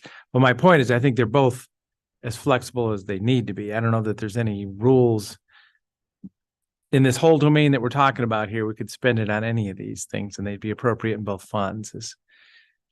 Yeah, I'm just acknowledging what I'm thinking here. Yeah, good afternoon, commissioners, and Jeff Hines, Director, Deschutes County Fair and Expo, and pleasure to join you this afternoon. So the request that we have for the video lottery funds this year is an extension of or a continuation of the funding from last year. And to Commissioner Chang's point, this would be the full master plan of the entire campus, the 460 acre campus versus the existing 320 acre campus. As we anticipate bringing the additional 140 acres into the fold, it adds new land that has not previously been part of the program. And what it allows us to do, or what the plan to do there, is to master plan everything all as one contingent piece, rather than looking at more targeted programs, which is what we've seen done in some of the previous market studies and projects that were done. It does line up well with some of the existing community programs that are out there that are doing some research into bringing on additional opportunities for engagement or recreation or enjoyment by the community, including sort of as indicated the Sportsplex. And there's several other projects out there that we know are looking at future opportunities. One thing that this would do would be to identify what space could be utilized for projects such as those, and if those make sense coming aboard the project. I kind of see this as us identifying and planning for the long-term future of the property and the community, so we can identify what space is available, what it might be utilized for that next generation of local resident and visitor, and will give us that flexibility to plan and start to prepare for that future that we have, that we necessarily haven't done as part of a cohesive plan since the property was initially designed and developed in 2000. Jeff, I thank you for that description of what this plan will do, and it sounds extremely important to me. I guess my question is, I have more of a fiscal question, which is, within the revenue that Fair and Expo generates, within the TRT that is allocated to Fair and Expo, is there not a way to cover these costs from those fund sources rather than seeking lottery dollars? So Fair and Expo and the board would commit additional funds above and beyond the resources that were contributed through video lottery funding, or that would be contributed through this year's program to finish the master plan. The infusion of TRT funding at this point is utilized in a number of different ways, whether for marketing services as part of the operating budget through Fund 615, as it designated through the bond measure, and or for utilization for capital repairs on the property. As costs have continued to increase for Fair and Expo, regardless of the increased events and revenues we've been able to generate, it's still become, those TRT dollars largely become the only source of capital repair for Fund 617, which is the capital reserve. And as that property continues to age, there's additional expenses. Realistically, between 2020 and 2030, the entire property reaches essentially the end of its useful life. So those capital funds are being utilized faster than they're being replaced. And the other takeaway is we just didn't start the planning for that capital reserve early enough, and we started spending it as quickly as we started filling that coffer. And so we're in a sort of a deficit spend there from day one. And so we kind of do it as carefully and as effectively as possible, but we're never getting ahead of the projects that are necessary. And once this master plan is developed, what is the vision for financing the construction of all the, the new expanded Fair and Expo? I think that would be determined ultimately once the final master plan is envisioned to fully identify what that property could be utilized for. I don't think there's any misconception that we have the funds to be able to fully develop that property at the current time or at current levels. So it could be looking at what other opportunities may exist long term, and the Fair Board has had multiple discussions as what that could look like, and creative ideas that may be on the table long term. I think come out as part of the master plan once we identify what that project could look like and see if there are opportunities for public projects, public-private partnerships, all of those sorts of things that the master plan really would bear out. I mean, one possible way I could picture this playing out would be, completing this plan and then going out for some kind of a bond measure with the, a capital construction bond measure with the community. The Fair and Expo is a very well-loved facility in Deschutes County. And if you did that, then I think there would be opportunities to fold in some of the, give a little love to the existing facilities, the older facilities as well, which could then alleviate some of the pressure on the TRT funds for that purpose. But I guess we don't get to the place where we can ask the community to pay, to support a bond until we have this master plan. And, from that perspective, I'm thinking, maybe that is actually a good use of some of those TRT funds, in the short term, so that in the long term you can relieve some of the pressure on them. Yeah. So I agree with you 100%. I want to make sure we identify, while a bond measure plus is one of the opportunities, certainly not there yet, largely because of the need to understand what the scope of that project could look like, and understanding what the need is in the development of that. Not only that additional 140 acres that we're hoping to bring online, but also the current undeveloped approximately 200 acres of the existing property, and understanding the use and capacity of the developed 120 or so acres of the existing fairgrounds as well. And I'll use one example that we've kind of identified on the existing property. In recent history, the thought was once the additional 140 acres was brought online, we would quickly expand the Expo RV Park to add additional space and move that across what is known as sort of Elkhorn Avenue to expand that project because of the use of that property. Without this master plan and understanding the use and the way the property would be utilized, had we done so, likely we would have landlocked about 300 or so acres, because we would have grown the RV park across the main thoroughfare entry into the rear portion of the park. And what will probably long-term become the new natural entry off of 19th Street, if or when that becomes connected to 97 at Quarry or McVeigh or whatever the new transportation plan looks like long-term. Especially as we're trying to entice the population base that currently lives here in the city of Bend to come and visit us for these larger events.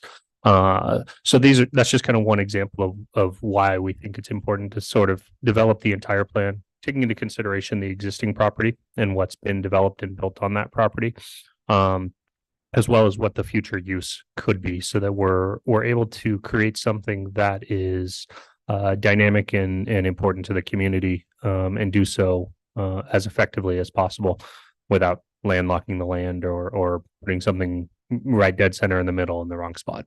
Yeah, no, I have no questions about whether it's important to do this master plan and whether it's important to do it right now. My question is, what's the right way to pay for it? And I will bring up something that I've mentioned to you the last couple months, but it's the kids of Deschutes County. Every time I've gone to an OSET meet, I hear from parents and grandparents that all supported having, doing the bond issues for the fairgrounds. The OSET program has overgrown Rimrock. It needs to be back in Central Oregon. That is even a quote from the equestrian coaches from Crook County. They go, Patty, we have too many kids here. We cannot handle this. This program, every high school in Deschutes County has an equestrian team at it. they're there. And those kids are not the kids that are going to end up in the backseat of a police car. They're the kids that have responsibilities. They work really hard. They don't all care to go as fast as possible, but they all really appreciate what they're doing. And, you know, I heard it so many times because I was at all 3 regional equestrian meets. And I know we're doing the state one, but we really need to find a way to do the programs next year. I've told the parents, I go, I understand, I see the need and the fact that every high school is participating.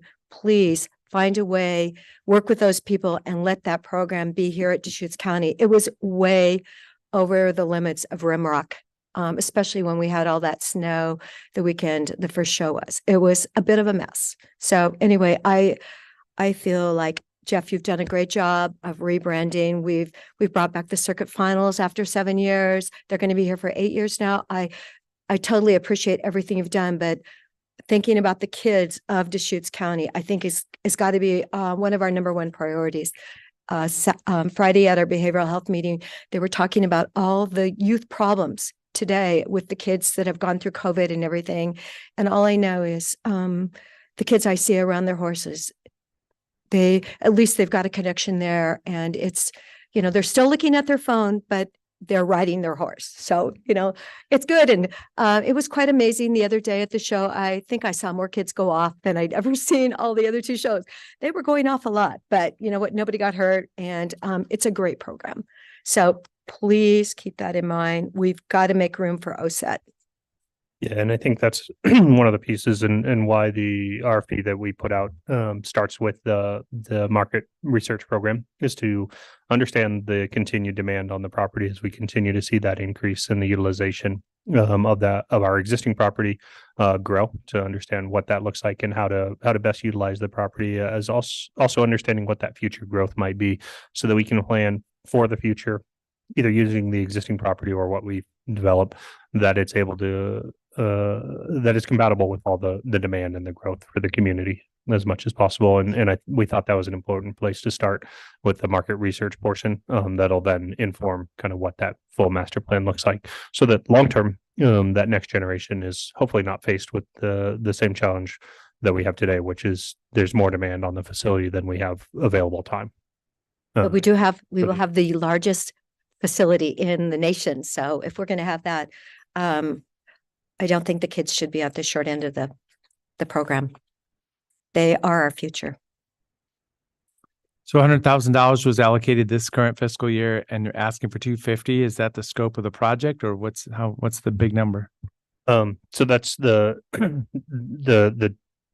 adds the value and allows us to grow the scope for that market research and the full master plan to fully inform kind of the future program. $350,000 project or $500,000 project? There may be some to be determined. So the RFPs were due on Friday, and they have not yet been opened to understand the full cost. That's the estimated cost, give or take, of what that plan could look like for the entire property. There could be some cost savings once we fully identify what that project looks like as far as scope. Yeah. But we wanted to make sure that we had the capacity to fully do the program without coming back and asking yet a third time, kind of a third. So are you going to use the information done by the sports complex people then? Are you going to look at that information to see if it's something that makes any sense? Or is that going to be just kept aside? So a couple things to complete standalone projects. We're certainly aligned with, or not aligned. We're aware of the Central Oregon Sports Complex discussions and have had discussions with them, and their interest in utilizing the property certainly is understandable. I think that their current strategic plan, once it's finalized, would really be utilized to inform our project, and really dovetails really nicely in giving us the additional research, as well as saving us the time and effort necessary to fully dive into what that project may look like, and will give us a more robust and fully vetted plan for that specific project. And I think that really is it's great timing, because it's really important for us to understand what the community needs. as we develop that master plan, because it tells us what the interests are and the areas that we should be focused on. And so, as I said, we're aware of a couple other odd projects that are out there, maybe not as far along or as publicly out there as the sports complex thought process. But that really helps us share with the company that we bring aboard with that RFP to inform what that final master plan looks like and better understand what the needs of the community are. And no better way than for them, the community, to tell us. Because certainly we don't want to make decisions without a full understanding of what today and the future needs of Deschutes County and Central Oregon is. Dan, you don't have access to the number, the amount we've spent like in 2018 on a plan for the fairgrounds? You have to go back through the account inquiry and pull that for you. Okay, Get all right. I didn't know if number you were after this. with your little laptop, if you could pull it up or not. I'll take it right. Okay, thought I could ask. Thank you. One last question on that. So the new 1%, 70% for tourism, is that an allowable expense doing some of this master planning work? It's about $1 million annually. A portion of that potentially could be utilized. That's that discretionary 30% of the 1%. Well, I'm referring to the 70%. Oh, the 70%? Yeah. Oh, I would defer probably to. Yeah. Okay. But we don't know offhand. I'm just checking. If it's like the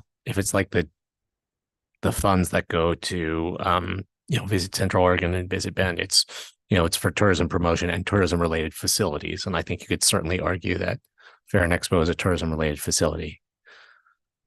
And I having a would say plan is so. good for promotion. So I'm just thinking that there may be flexibility there. And that just circles back to my earlier question about, could we use some TRT that's allocated to the Fair and Expo instead of these lottery dollars? And I really would encourage us to start thinking not just about getting the plan done, but how you implement it. I mean, there's with the construction of this courthouse expansion, I mean, we basically have mortgaged ourselves to the hilt. So we're not going to be able to do the Fair and Expo expansion in the way that we built the Fair and Expo originally. And if this is kind of heading us towards, seeking a bond measure with the public, I think getting this master plan done as soon as possible, so we figure out how to promote that concept, to be able to secure that financing from our community, the better. And that to me seems like an appropriate use of the TRT funds. Commissioner Chang, I would say the 30% discretionary TRT could be used. Typically, we transfer that into 617, the capital reserve. I think, as Jeff was saying earlier, the 70%, the surplus, we're not having a surplus anymore to cover the Fair and Expo operations with TRT. So that 30% really has, at least in the past, gone to the capital reserve for the maintenance and, of course, the expansion of facilities. But that reserve is only at $2.5 million right now. And I believe they have a $20 million or thereabout estimate for the cost of that. So, I mean, yes, technically those funds could be used, the discretionary portion, but they'd be being pulled out of that 2.5 million reserve and make it 2.3 million or so at this point. Yeah. And but like I was saying, that the concept would be, you get this master plan developed, you go seek a bond measure, you can get both new construction and upgrading, deferred maintenance of your existing facilities covered by that. And the Fair and Expo is a well-loved facility in our community. I mean, it's, we've bumped around the idea of seeking a bond measure for the jail. Fair and Expo is going to be way more popular with the taxpayers than a jail bond. So we have to get ourselves set up to get to seek the financing that we need. And so, trading off a little bit of that capital reserve TRT funds now to invest in the plan so that you can access, other capital financing later on, I think it could be viewed as like a strategic way to approach this. according to the financials for today, the Fund 617 is up actually 153,000 from the projection. It's expected to end at 2.5 million. So that's good, Jeff. You're going the right way. Yeah, and just kind of reminder on Fund 617, that's a relatively new fund that was started several years ago, and so our goal has really been to grow that as quickly as possible to be able to cover all of those long-term maintenance costs. In an ideal world, we would have started funding that in 2000 when the property was built. When it was first built, right? Yeah, and unfortunately it wasn't. And so we're spending that. We're kind of trying to fly that airplane as we're building it a little bit. Unfortunately, but trying to be strategic about how we utilize those funds. And I think we've done some really fantastic capital investments in the property. But we've also gone out for grant projects and in any way we can leverage additional dollars to further the growth of that as quickly as possible, just because of the necessary need. It won't be long before those dollars will be spent faster than we can earn them. And with the help of finance, we've gotten some long-term modeling and great work by Cam and Dan and Robert's team in helping us fully understand that. And it's not very long before those dollars unfortunately get fully expended on existing projects that are necessary and or unknown catastrophic failures that could exist on a now 25-year-old property. Okay. Well, we could be here for, I think, all week, at least. Yes. Mindful of your time. No, I mean, this is this is our community. Nothing is more important than what we're doing, but yes, we could be here for a week. So looking at option 2, we provided a hybrid model that allocates for core services and external entities at 50% of their requests. And then similar to that, option 3 is a hybrid, allocating those resources at 30% of all of the requests. I can stop there if there are any questions or. No, you did this all last year, and I was like, wow, you spent a lot of time doing these schedules, but when you look at it, we know we can't just end up with $66,000, whatever, option 2. So then we go to option 3 and we're leaving 372,000. That's really not our target, right? At the bottom? We're providing it as just kind of a starting point. So if you wanted to allocate the remaining balance, Back into the spreadsheet yeah, somewhere. exactly. We could make those changes. And I won't take credit for last year. That was Stephanie, but. Okay. Well, up in her footsteps. And then option 4 is support for external projects.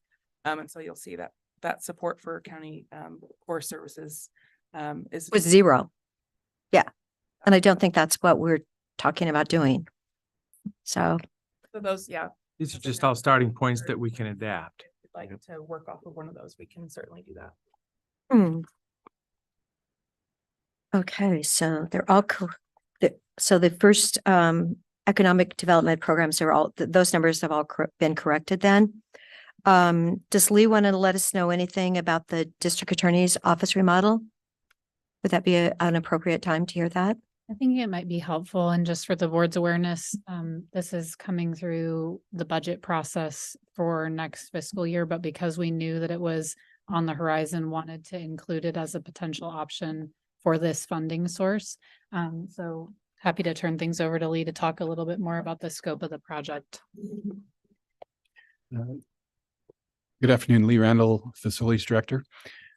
So as we look toward the expansion of the courthouse being complete in fall, early winter 25-26, we're beginning plans for how we reutilize the portion of the 1940 gray courthouse as the state administrative services moves out into the courthouse expansion, and we're able to utilize that space for the district attorney's office.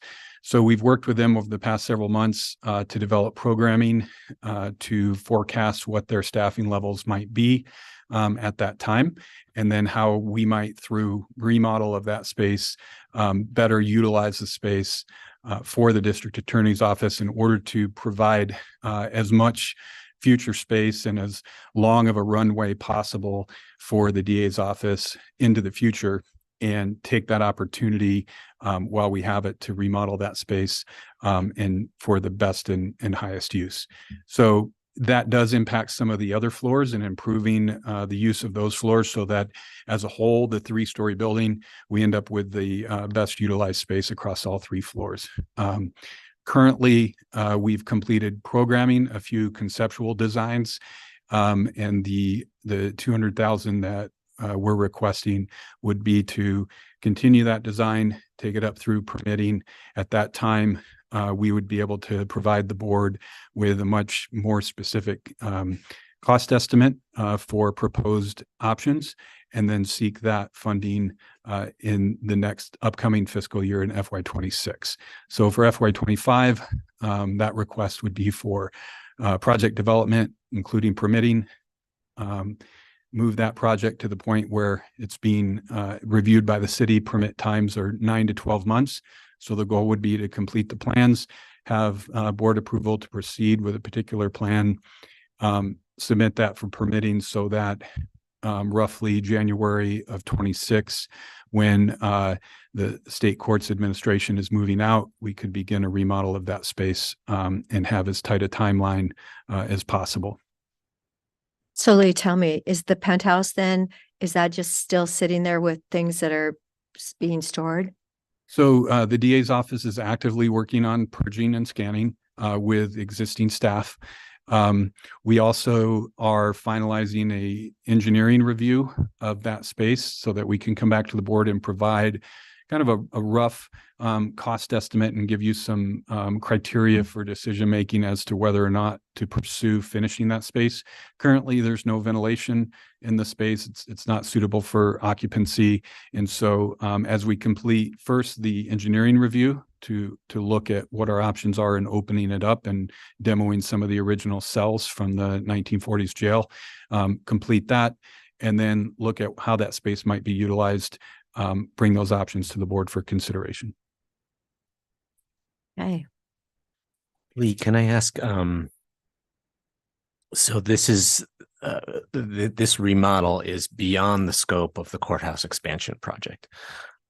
Can I ask, when the courthouse expansion project is complete, what will that do for the DA's office before this remodel design is a consideration? I mean, does the DA's office get anything, or basically they've got some raw non-functional space and this is absolutely necessary before the DA's office, can take advantage of the benefits of the expansion?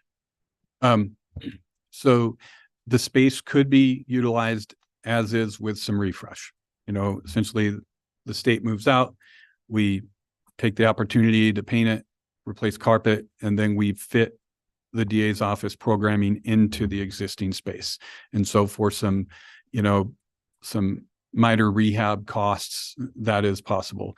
The challenge that we're looking at is that the district attorney's office as it stands is out of space. We're utilizing some space in another building nearby. For me, this is an opportunity to provide space beyond their needs today and look at a 5 to 10 year window of how we can take this opportunity at 2026 costs to provide for their growth through the 5 or 10 years in the future.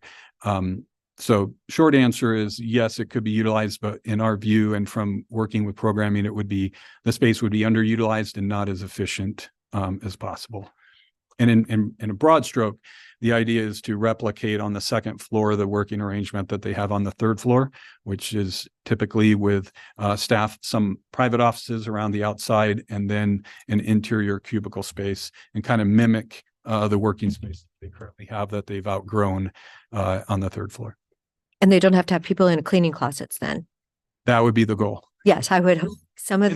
Yes. To your point, across county departments, currently the DA's office is the most constrained in terms of their space, the highest kind of density per square foot of staff. And so it is, a challenge that we think this would provide an opportunity to resolve. I know their quarters are so tight.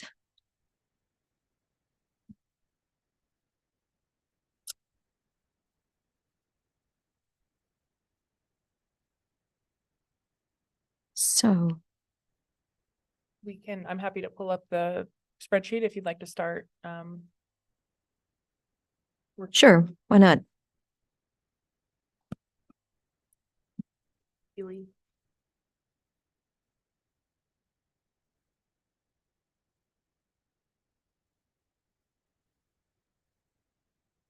Make that a little bit bigger if we need to here.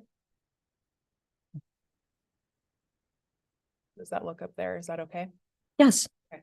Thanks, Laura. Of course. So what I have pulled up, there are no 2025 allocations input. I'm happy to, if you'd like to work off of one of our options, we can do that, or Sure. I have.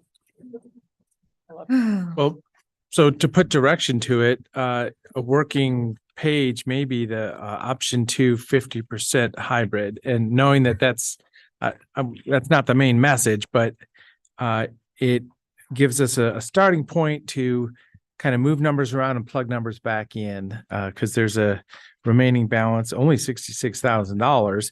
It starts by funding, everybody at 50%, and then we can move things around. I don't know if. Well, economic Or- development is 100%. And I think that's important. And then county core services, it only has 50%? Is that going to really get the job done? Well, so as I say, I'm referring to utilizing this as a discussion point, the starting Right. point, because then we can go right down and start moving things around. Like, Well, I know our DA needs that office remodel done in order to really go ahead and to do it right. And so I would think we need to leave that 200,000 there.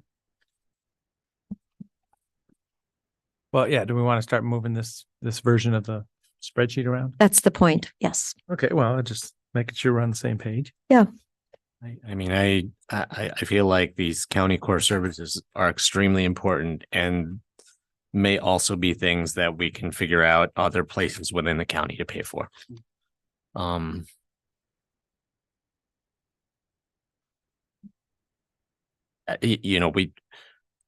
don't think we're going to get there by just kind of, shaving 50%. I don't think we get there by keeping everything on this list.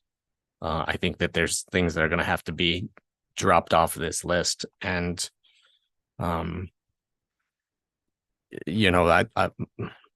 have real concerns about our partners who have depended on these funds in the past being able to continue to do their job moving forward.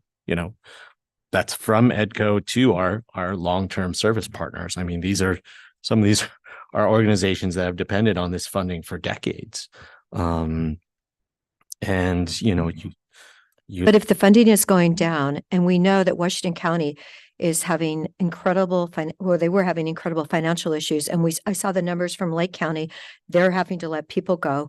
I do believe that if the forecast is fewer dollars, that we need to do the core services that critically impact our services to the county, and the courthouse.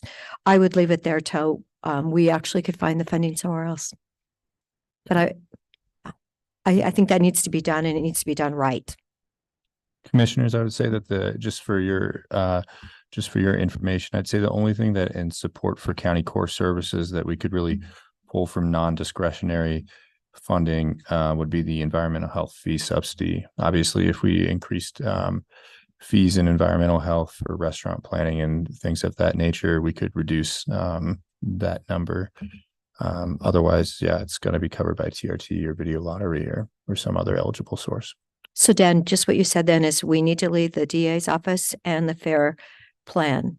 Those two need to stay in this I just don't think that they have a way to generate. Other way, revenue to in cover other that. places. Right. Obviously, Commissioner Chang talked about going out for a bond for the entire, to the community for the capital. But in terms of internally being able to offset revenues, I think environmental health fee subsidies are the only ones that by raising fees to align with actual cost of service, they could reduce this 526, essentially the organizations that pay for restaurant inspections and pool inspections, and those things would pay that fee as opposed to the county. Okay. Thank you. So, all right, sounds like we will have to come back to that, or do we have? Well, so just the way I think, I would support this environmental health subsidy and make it a round number of 250,000, knowing that that's still going to require increase of fees, and then also bump up Fair and Expo plan to 150. So this is in this 50% scenario, 150. So those are round numbers. Those are, digestible pieces. I do support investing in all three of these. So that changes the numbers a little bit. Are you saying 200 for the 100, DA or 250 100? and 150. You're saying leave the 100 for the DA? But Lee says we can't do the job. We've got to do the job right. No, but I mean, this is our facilities. There's project facilities funds. Obviously, this is important to backfill those because this is a critical time where we're growing our facility needs. But that subsidizes that effort, and we can find 100,000 somewhere else too. Where are we going to find 100,000, Dan? Well, and what I'm thinking is if we make decisions here, then the rest of the budget process can proceed because we have some decisions being made that'll lock this in. So then we do just need to look at the other pieces of the big budget. Because we're not going to answer we'll answer that question as a budget committee here in a couple of weeks or a month. I'll go back to saying I don't see how we honor the partnership we have with these service partners without completely dropping some things. And I would start with new things, new requests. I mean, again, groups like Mountain Star Relief Nursery, J-Bar-J, LCA, the Bethlehem End Family Access Network, Saving Grace, Central Oregon Veterans Outreach. I mean, these CASA, I mean, these groups perform such important functions for our community. And, I do want to make the connection back to the intent or the purpose behind the lottery funds. The lottery funds are distributed to Deschutes County for economic development purposes. And I would say these organizations play an absolutely critical role in maintaining our workforce. Without these organizations, a major slice of our workforce in our community would unravel. They would be homeless. They'd be in jail. They would be non-functional workers. And at this point in time in the economic history of Deschutes County, the number one threat to our economy is limited workforce. So I would say that these service partner investments are absolutely critical investments in economic development. And I don't see how we get to fully funding them without dropping some other whole categories off this list.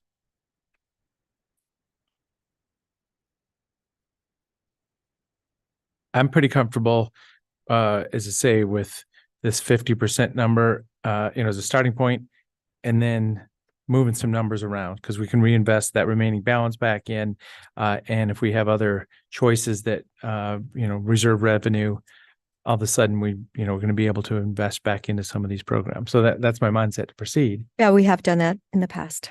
We have dropped numbers back in, such as the fuels grant. I know we dropped it down and then we brought it back up. So, I think it's really important to be conservative and yet our core services, I do believe that we have to look at what we're doing, and planning is critical. So, all right. So if we do the support for county core and we leave it what? Okay. So 100 for the DA, which I don't think that's great, but oh well. So that's what, 500,000 then. So 500,000 there, Laura? Yeah, let's do this. Leaving the top the way it is, the 324, 517, and then that's another 500. So then how much money do we have? Looks like our remaining balance is 54,899. Okay, if everything else is funded the way it's listed then. Okay, There for you in the yellow right up here. So that shows it's adding up to 400, but one of them must be missing. yeah, one must be missing. That's 500. Good job, Commissioner. Let's read it. So as I say, this, let's maybe work through this a little bit because we can still jockey about who we want to do something for. If we're just going to pick around the edges, then I would like to go back to the EDCO the rows and say, most of our investment in EDCO is for staff capacity. And they're requesting basically a 6% bump. I think maybe reducing the percentage bump,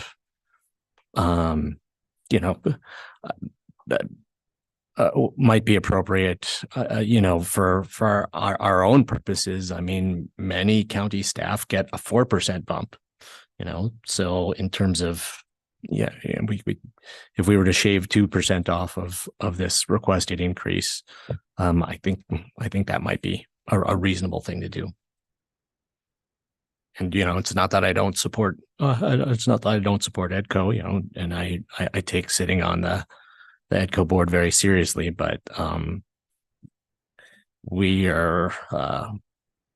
are a lot of requests for this lottery money, and everything's got to give something. I'd like to leave it there for now. As I say, if we work our way down here, we'll find out we're going backwards. That can be a conversation. So I have not supported the chamber requests in the past. And I mean, I love the chambers of commerce and the folks and the small businesses, but I always come back to the concept of a member service organization providing, representation and camaraderie and the buzz for the local chambers. And I'm hesitant to invest these dollars in there. So that's another area we could, not invest and then putting it back into the service partner area. So that's a big one. I know it is. I think the chambers do a lot, and they do a lot for little businesses. But we're paying At a minimum, Yes. At a minimum, to do 50%, I think that's going to make it challenging for some of those, but I wouldn't want to do any less. Well, Can I ask a question? Okay, sorry. I'm seeing, I think I see the answer now. We have a long-term tradition of investing in the Sun River Chamber because that chamber isn't embedded within an incorporated city that is able to provide support to that chamber. So I would suggest keeping that in, but I would be You're actually comfortable. getting 52.5 though, because they asked for that additional employee baseline. Yeah, I don't necessarily think we need to keep the additional. But I'm in alignment with Commissioner DeBone. I think with the demand that we have for these lottery dollars, I would be comfortable dropping out the chamber requests besides the Sun River Chamber baseline. Small business. There you go. The backbone of America. Let's Right. not fund it, right, guys? Well, You guys, it is the backbone of America. More people work for small businesses. They do a great job. That's why the cities in most of these cases do fund their chambers. That's why chambers also depend on their membership. Redmond's no longer going to be funding theirs, and neither does Sisters. Yeah. as a visitor mean, center with transient room tax dollars. Right. So this is a very dynamic world right now. And I mean, I feel for the chambers, but for us to subsidize them right now is going to empower them and not the small business owners, aligning themselves in support of themselves. And I've been a small business owner and a paying member of every one of these chambers. Well, I guess 3 of the 4 chambers. And yeah, to subsidize them at this point in time is going to be empowering not to see reality in a very tough situation. I agree with that. I would also say, I mean, I'm hearing rumblings from sisters that there's a group of businesses that are getting ready to start a new sisters business association, and that the scope of work for that business association looks an awful lot like a chamber scope of work. So I mean, I have a lot of questions about, how much the business community and sisters values the sisters chamber at this point.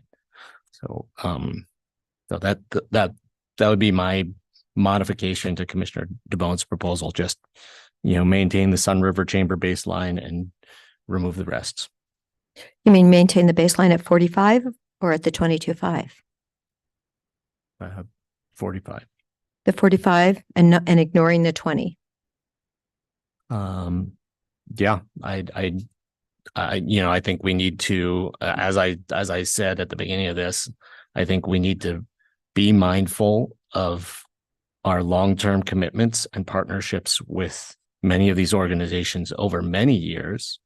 And that means that we need to look very hard at the new requests versus, longstanding partnerships.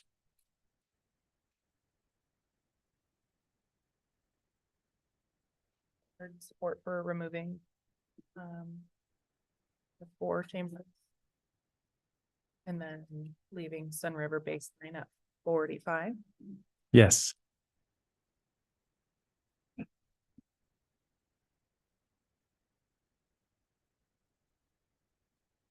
The remaining balance is now $79,899.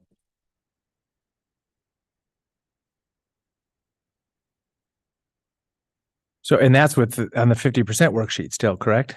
Yes.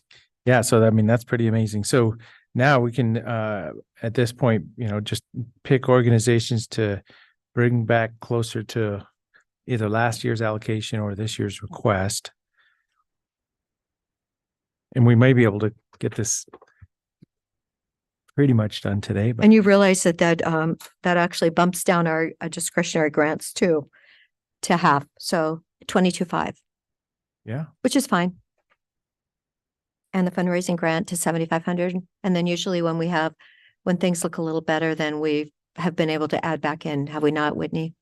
Yes, you'll see in the grant programs section, I'm sure that we did add a section for event sponsorship in the worksheet, and that would allow some capacity for the board to make those types of mid-year decisions that sometimes come up unexpectedly. So I just want to call your attention there. That's completely at your discretion.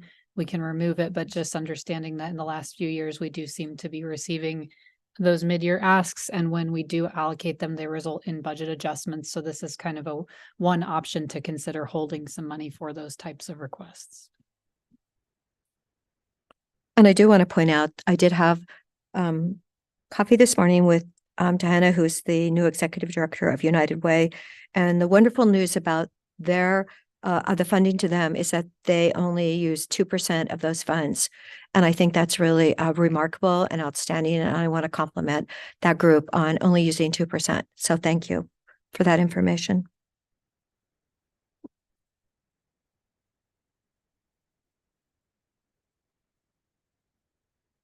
But if we're still working off of option 2, that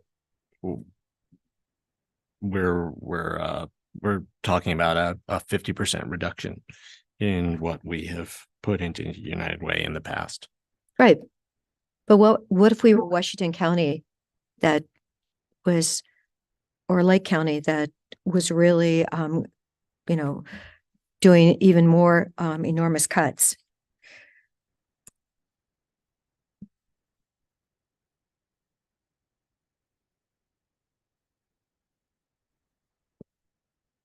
Well, so looking at the next section, special project support, some numbers just kind of jump out at me, like the Shop with a Cop program. If we went to kept it at 2,500 or put it at 3,000, just some round number. I'm sure any resources are going to be appreciated there. And then the cultural coalition is the first one that jumps out to me. Like I'd like to bump that bucket back up to something, just so we had a very successful distribution of resources. Recently, as I mentioned, I was able to attend that thing. So this is where we could, bump some of these back up to some number. And the other thing I'd like to say is the Ricard Ranch run by the sheriff's office. I was actually talking to them about getting their costs down. I noticed that they went up significantly. And apparently the county can do things so that people in our community could donate hay and things to that program. I believe right now that follow through has not happened, and it needs to happen because, I just saw where they just took another 12 horses or something impounded from someone. And if we could get that program out there, our community would support that ranch and it would reduce their costs. I know they're not here on our sheet, but Dan, can you work on that for me? Thank you. No, I mean, it could be couple $100,000. Yeah, outreach effort, show it for welcoming people in that want to help with that goal, that mission. Sure. The other thing I would say about the Deschutes Cultural Coalition, well, I have to say two things. Number one, I'm now sitting on the Deschutes Cultural Coalition board, so I won't vote on that particular line item. But number two, last year we went from having an arts and culture grant program and an allocation to the Deschutes Cultural Coalition to just having the allocation to the Deschutes Cultural Coalition. So they've already taken their 50%. They took their 50% cut basically last year, or arts and culture took the 50% cut last year. As I say, I don't mind. Let's plug the numbers back in as much as we want now, and then we'll see how much we're going to either choose to get right up to that 1.3 million or overspend it a little.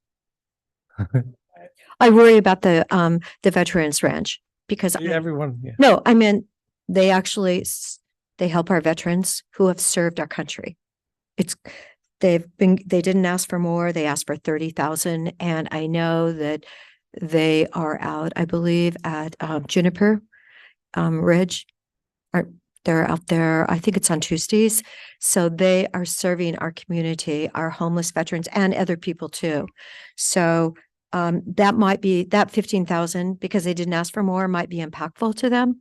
I don't know. Is it possible to go back up to 30 for them? Well, that's our discussion. So I don't mind plugging that in. As I say, let's plug in as they come up. They didn't ask for more money. They know how tight the world economy is right now. I mean, You're talking about veterans, Central Oregon Veterans Outreach. Yes. The Veterans Ranch, right? the outreach. Under Yeah. service partners. Yeah, back to 30 if we could.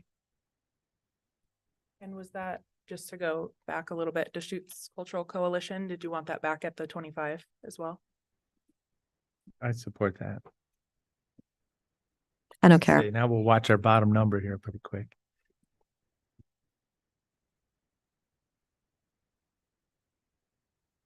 See, I know that fan raised, I believe it was $118,000, about 2 Fridays ago. They had an amazing event. So, the community definitely steps up for FAN. They've been around for 31 years. They are a great organization. They reach kids that desperately need to be reached and the difference that they can make and the families. So thankful, but I do know that they had an incredibly successful luncheon.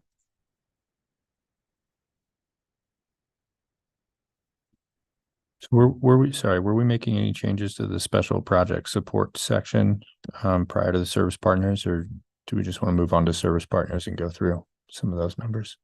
Well, yeah, we're jumping back and forth, but I supported 25,000 at the Cultural Coalition. And Commissioner Dare, did you? I said I could pass on it. And Commissioner Chang said he wasn't going to vote. Isn't that the one you said? Yeah, you're on it. So I could leave it at 12.5 right now. 15 or 20,000 just for. Okay, 15. Okay. I'm sorry. It's like. Yeah, that's still substantive. These are the choices we're gonna have to make if we. Does 5,000 do anything I read the Newberry Regional Partnership is 5,000. That's better than nothing, right? I know it was a new ask. So yeah, my Your wife is on my it. wife's involved with So you that. have to recuse yourself. Oh, so yeah, you guys take it from there, please. Okay, so 5,000 is, they got 0 before, so they're getting 5 now. And it looks like Can- this is tied to implementation of the strategic plan. So I would think that probably any contribution would be helpful in that effort.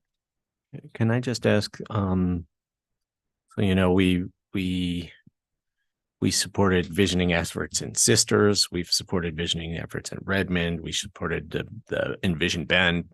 Was that all out of lottery? That's my recollection. Yes, Commissioner Chang, we could follow up, but that's my memory is that yes, all 3 of those were tied to video lottery, although was one tied to CDD, Nick was. Yeah, well, CDD did one partially as a consultant contract because they were hired. It was a joint planning effort, but I think the other amount of it, because we made a couple of different contributions the other time, the follow-up one I think was out of video lottery. Yeah. I mean, I would support a higher number than 5,000, but I'm not quite sure where that's going to come from. I mean, I would support a higher number than 5,000, but I also think that we should go back to the support for county core services and look at those numbers again and squeeze a little bit so that we can find some of these external partners better. According to the research we were given by the chambers, these funds were originally set up to help the chambers and help businesses. And then somehow that was moved away from. And then all these service partners became part of the funding. So are we actually following the law in this? I don't know. David Doyle, do you have anything you want to add, or Kim? So at AOC a couple of years ago, they did a survey around the state and they determined that counties are doing many different things with these, and there's no response if you go down some path. I mean, I don't know if you want to say anything legally about that, but very flexible dollars. Yes, Dave Doyle, County Attorney. They are flexible. They do have to tie and link to economic development. Specifically to your question, the service partner piece that predates me here. There was a opinion by my predecessor that met it, and the county has complied with that ever since. So, that's what I can speak to on the service partner piece of it. But the economic development piece, there is some language in statute that it's a broad concept, and again, we've accepted the prior legal opinion of county legal. I think it was about 15 years ago. Emergency food, clothing, and shelter, or stabilizing people. So that was one of the concepts I remember from when I got introduced to this. So service partners providing emergency services, food, clothing, and shelter in support of people that could be working at that point. Of course, we have Council on Aging and Redmond Senior Center in here, people that are past working age, but it's good to have people getting what they need. Also, we don't have local gaming, remember. The state of Oregon doesn't have local gaming. It's a one-size-fits-all consolidated system, Oregon Gaming Commission or whatever it's called. And this is the agreement, is that we get a certain percentage back because we're not allowed to do local gaming, all local jurisdictions. Well, don't forget, 1 in 5 people over 65 are now working in our country. Oh, yeah. I know. 1 in 5. Picking a fight there at all. No, I mean, because inflation is so horrible for their budgets. I mean, honestly, anybody that's on a fixed income in today's world trying to buy food or put gas in your car, it's incredibly impactful. It's just like one of my favorite charities is the Giving Plate. They're not on here. They give 90% of their food is given to people that are barely staying in their home. I always tell friends when they're having a really hard time, please know that you can go to the Giving Plate. I know they've had a lot more ask, but go there, keep food on, for your family. So yeah, they're not listed here, and they could be a lovely service partner. So there's so many people in our community that try and do their very best. for the community. So there's $52,000 still to be allocated if we get to that $1.3 million number. So that's leaving the fuels grant at 50,000. And we went down to 45 last year for a little while, didn't we? Yeah, it was down to 45 from 100 last year. Yeah. And then. Okay, well, And that means that many less neighborhoods that we can provide cost share and assistance to.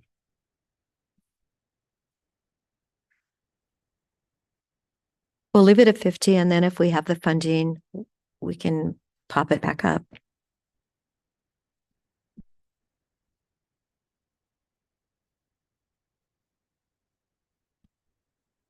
Well, the good news is I know JBRJ got I think they got almost like $1 million in federal funding for a part of their program this last, 6 months or so?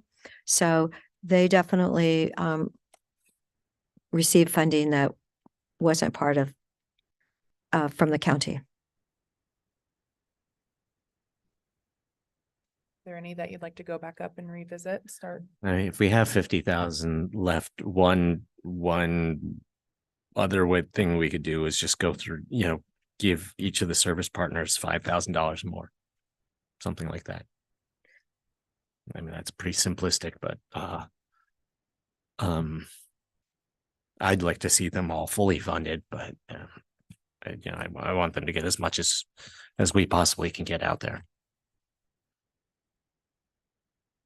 I support that. I mean, it's a way to allocate across the It's more than 10, service area. but Yeah. And then the other one that if there's an extra 5,000 left out of those, 10?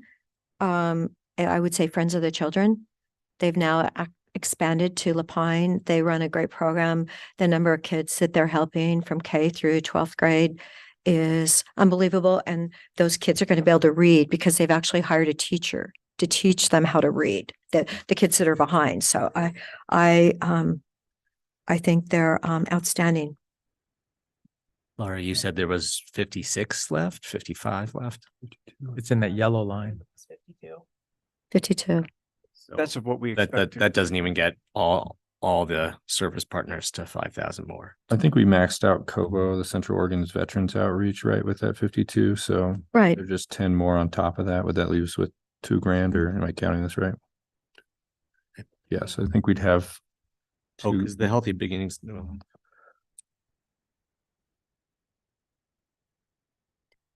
Sure, ask is for. There's 11 beyond Kovo.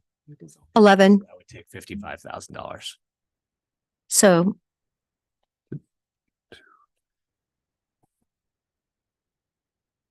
So then we're 2,000 Um, more than we wanted to.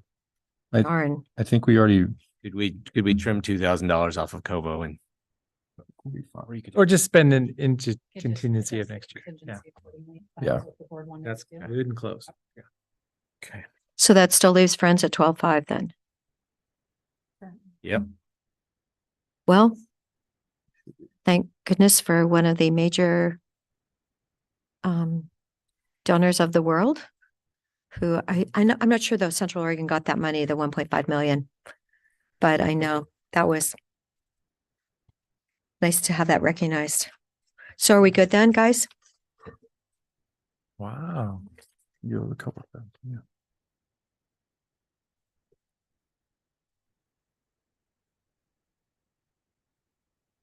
Yeah, we can take a look at that after.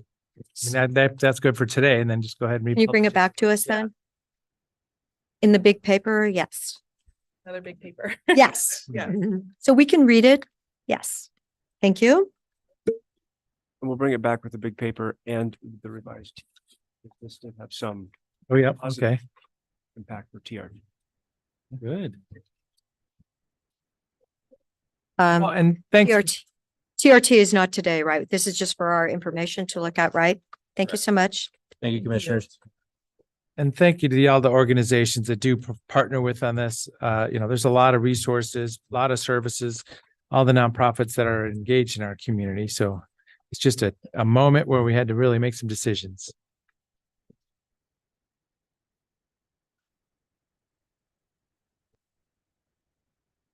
Okay, so, I do believe I need to convene as the governing body of the Sun River Service District. Item number 4. Could those parties please come to the table? Thank you very much. Commissioners, very briefly to set the table, you'll recall when the Sun River folks were here a while back, you asked that they reach out, communicate with the SROA folks and get back. There was some written communications, a letter from the SROA, and then there was an email back from county legal in response to that letter. So you have that information. I see Mr. Lewis is here, at least him. I don't know if there was anyone else with SROA, and you have a couple people from the county service district here as well. So that's teed up where we're at this point. We have 2 of our board members Joining you. joining us. Yep. Thank you. All right. So for the record, thank you for thank the governing board for convening. My name is Jim Pfister. I'm the board chair for the Sun River Service District Managing Board, and I've been the main interface with county council and our governing board council, I guess in this case, in terms of negotiating the management agreement. Vice Chair Shoemaker is here. You already saw James Lewis as well as Gerhard Wienen and Clark Pedersen from Sun River Owners Association. And we did have our staff here briefly. Our fire chief apparently is off working on a structure fire south of town on their mutual aid. And I believe our police chief is off doing some work for Deschutes County when I saw him walk out. So they'll be back, I hope. Wouldn't count on it. Yeah. So we did provide a memo, and you do have the amended agreement, but if anybody doesn't have a copy, we did bring copies if you need them. Let us know.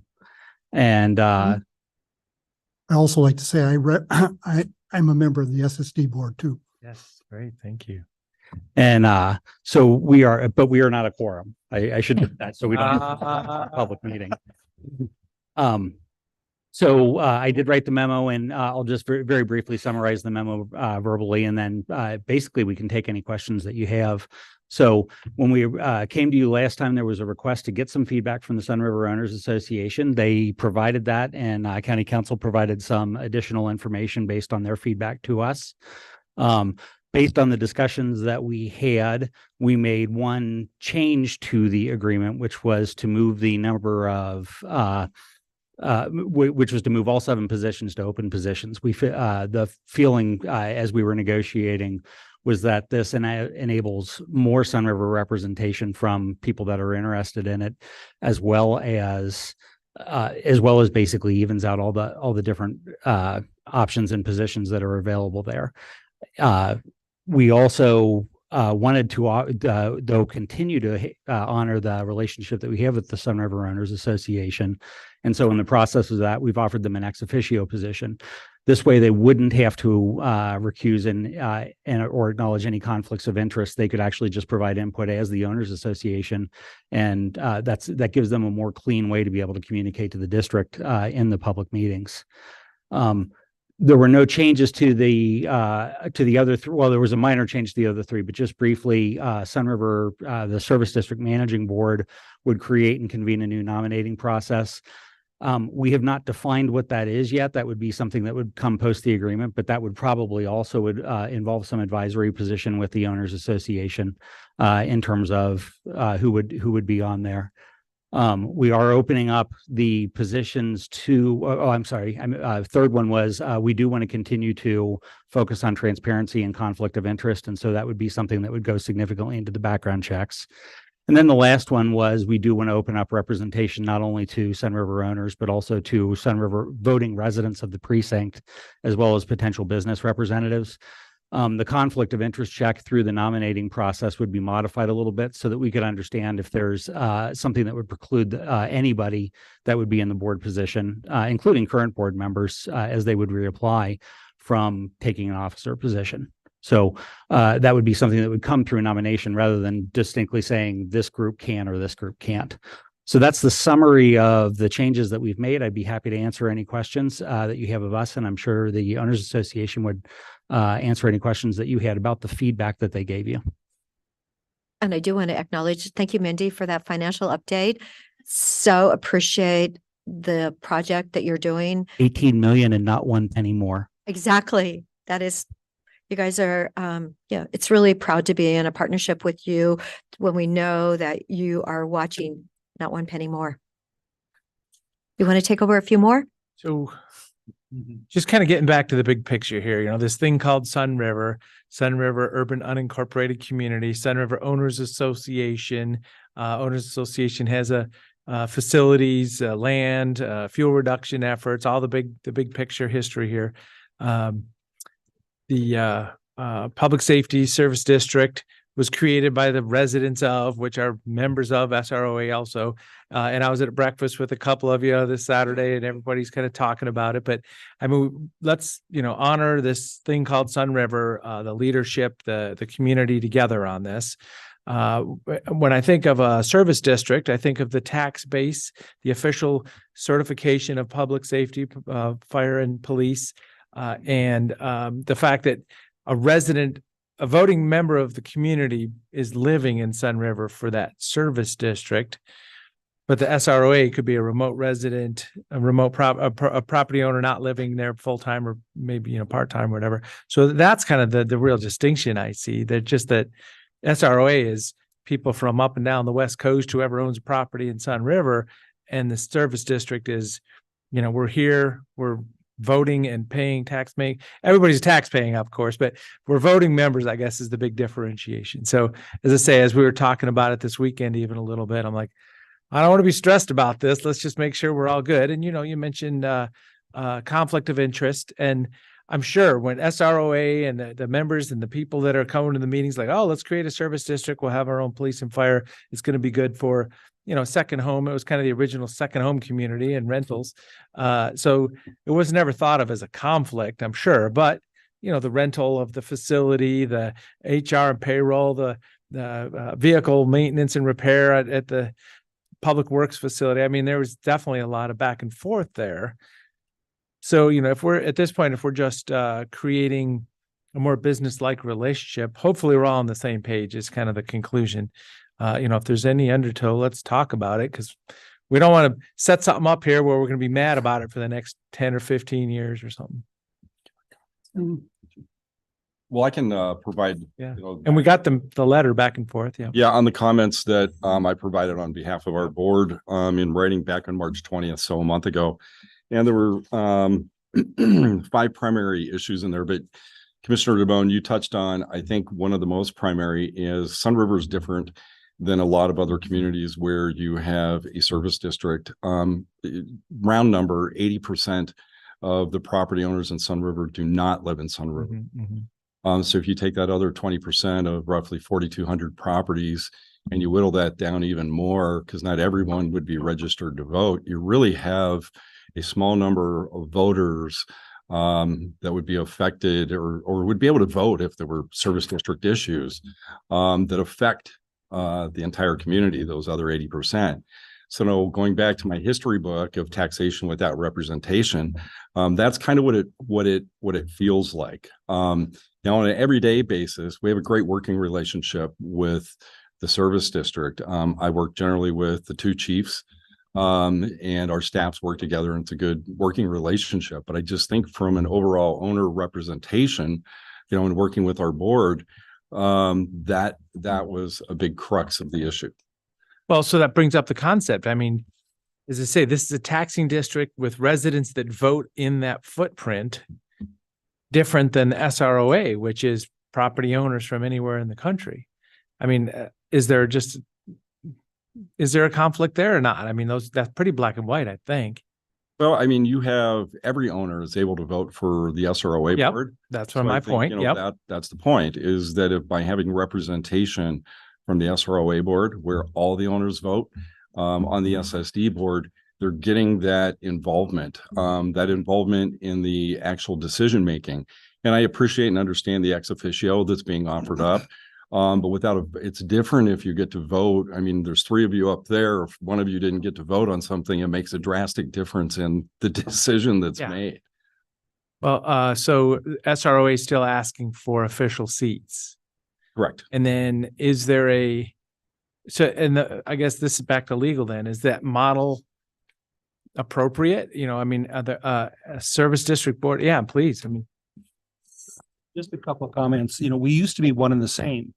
The service district and the SROA was all one.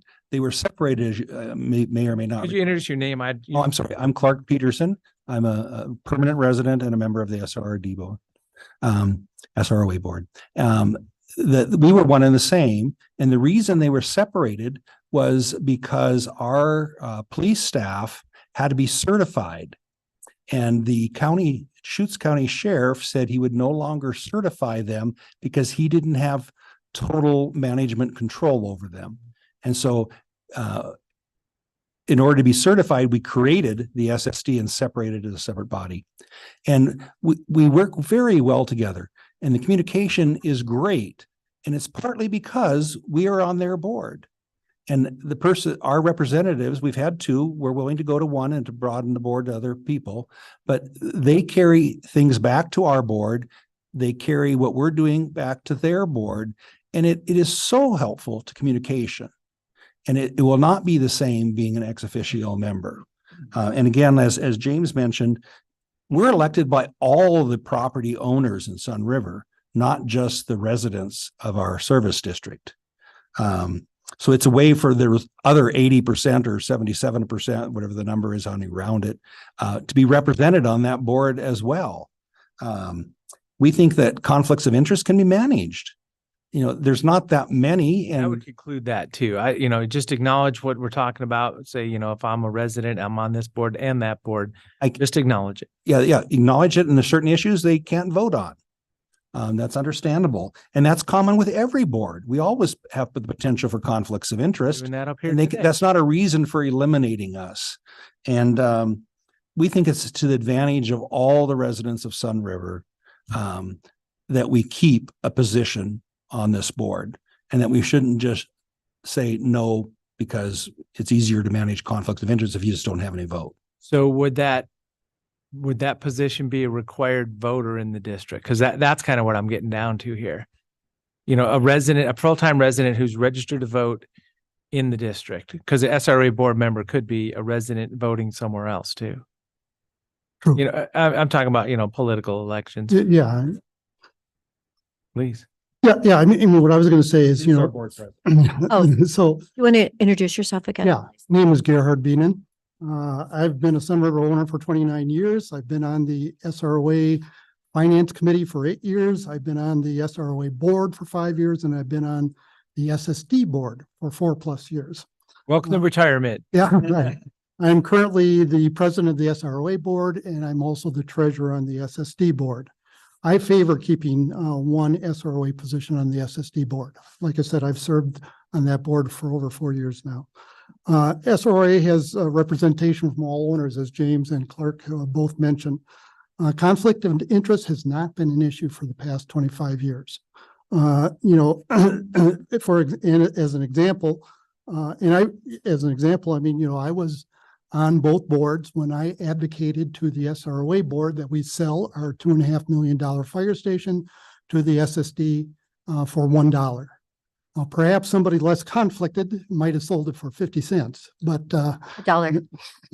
I was there advocating for $1. I was also a member of both boards when I advocated that the land lease have no escalation clause associated with it, so that there's a fixed price on the land lease over the next 100 years. So again, maybe somebody else could have advocated for a negative. And not all the board felt that way. Yeah. So that was a vibrant discussion at Yeah. the board level, it sounds like. So But you made the motion and then it was seconded. yes, that's correct. Okay. And passed. In past, yeah. Yes. And, I think, the communication, as Clark was mentioning, communication between the two boards is absolutely critical. And, without a fixed position, it will be difficult to maintain representation. We have to do a little bit of arm twisting to get somebody from the SROA board to participate on the SSD board, because we're all volunteers. And it's a lot of extra work. And so, as an example, 4 years ago, the SSD board lost their treasurer. I was the SROA board treasurer. They said, we need somebody who can be treasurer. I volunteered. It's not something that anybody would normally do, and certainly in an ex officio position, I doubt if we get somebody to volunteer to do that. And so I think having that permanency really both increases the communication and makes sure that we have representation from both boards. Treasurer is truly one of the most thankless jobs on any board. So getting back to the concept, I mean, does a SSD board member have to be a voting member of the district, referring to living there full time as a registered voter? Maybe. Be able to vote in the district? Yeah, they need to be an elector within the district. Yeah. So that means it's a subset.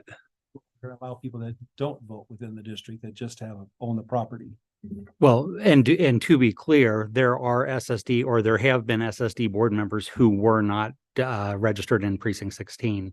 They were remote users that were in, and we actually have interest from quite a few in joining the board if there's ever an opportunity. So that's my thought. I mean, yeah, let's get real clear on that whole concept, because I know that there are SROA boards, some are permanent local residents, right. Registered voters, and The current management agreement actually states, and correct me if I'm wrong, Counselor, the current management agreement actually states that you must be a district property owner. So it's actually based on paying property taxes.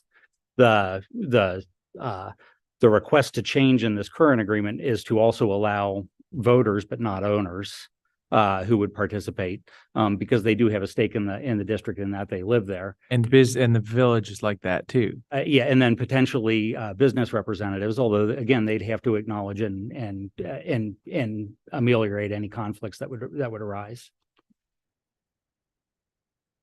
Did I get that right? You did, and I could speak to the taxation without representation. I mean, I don't know that this is anything unique to the Sun River area. When you buy a second home, you recognize you're not going to be an elector in two places, maybe unless you're in Chicago or LA or something, but you don't get to be elector in two places. And so you kind of pick. And so that's something that's voluntarily done by the person. Yeah. They assume that status. Government doesn't take away any particular rights that they otherwise had. Yeah, I mean, that is a little bit of a provocative phrase. And I mean, I do want to say that, if you own a home in Sun River, there's nothing preventing you from making that your primary residence and becoming eligible to vote there. And so I mean, that's the choice of the property owner. That's not the choice of, that's not someone who's depriving you of your rights.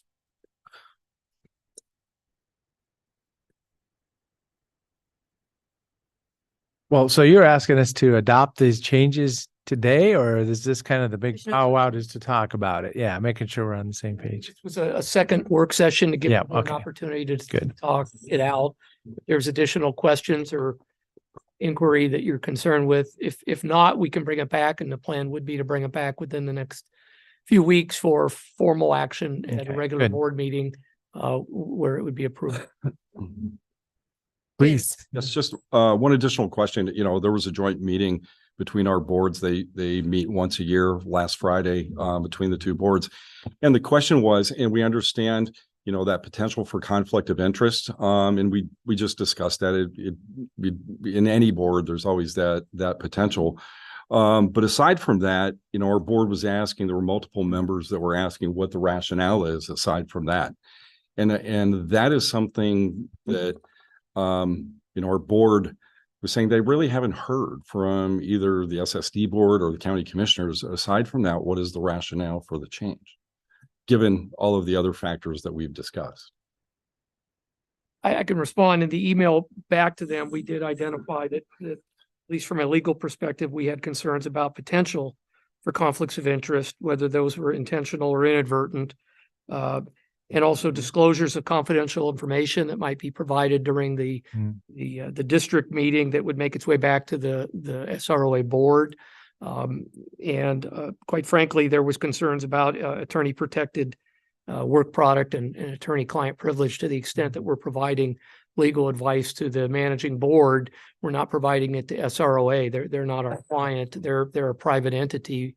Our client's a part of a public managing board. So there's a distinction there as well. I have no reason to doubt what the gentlemen are saying, that there hasn't been issues in the past. I don't know that that's what's driving this. I think it was just an effort to kind of more professionalize the relationship and get a little more of as an arm's length there, to where you don't have this kind of blend of a private entity and a public entity. And this is a public body. It's subject to the public meetings rules, public records requests. It's a county service district. And so it's a little different than a private HOA.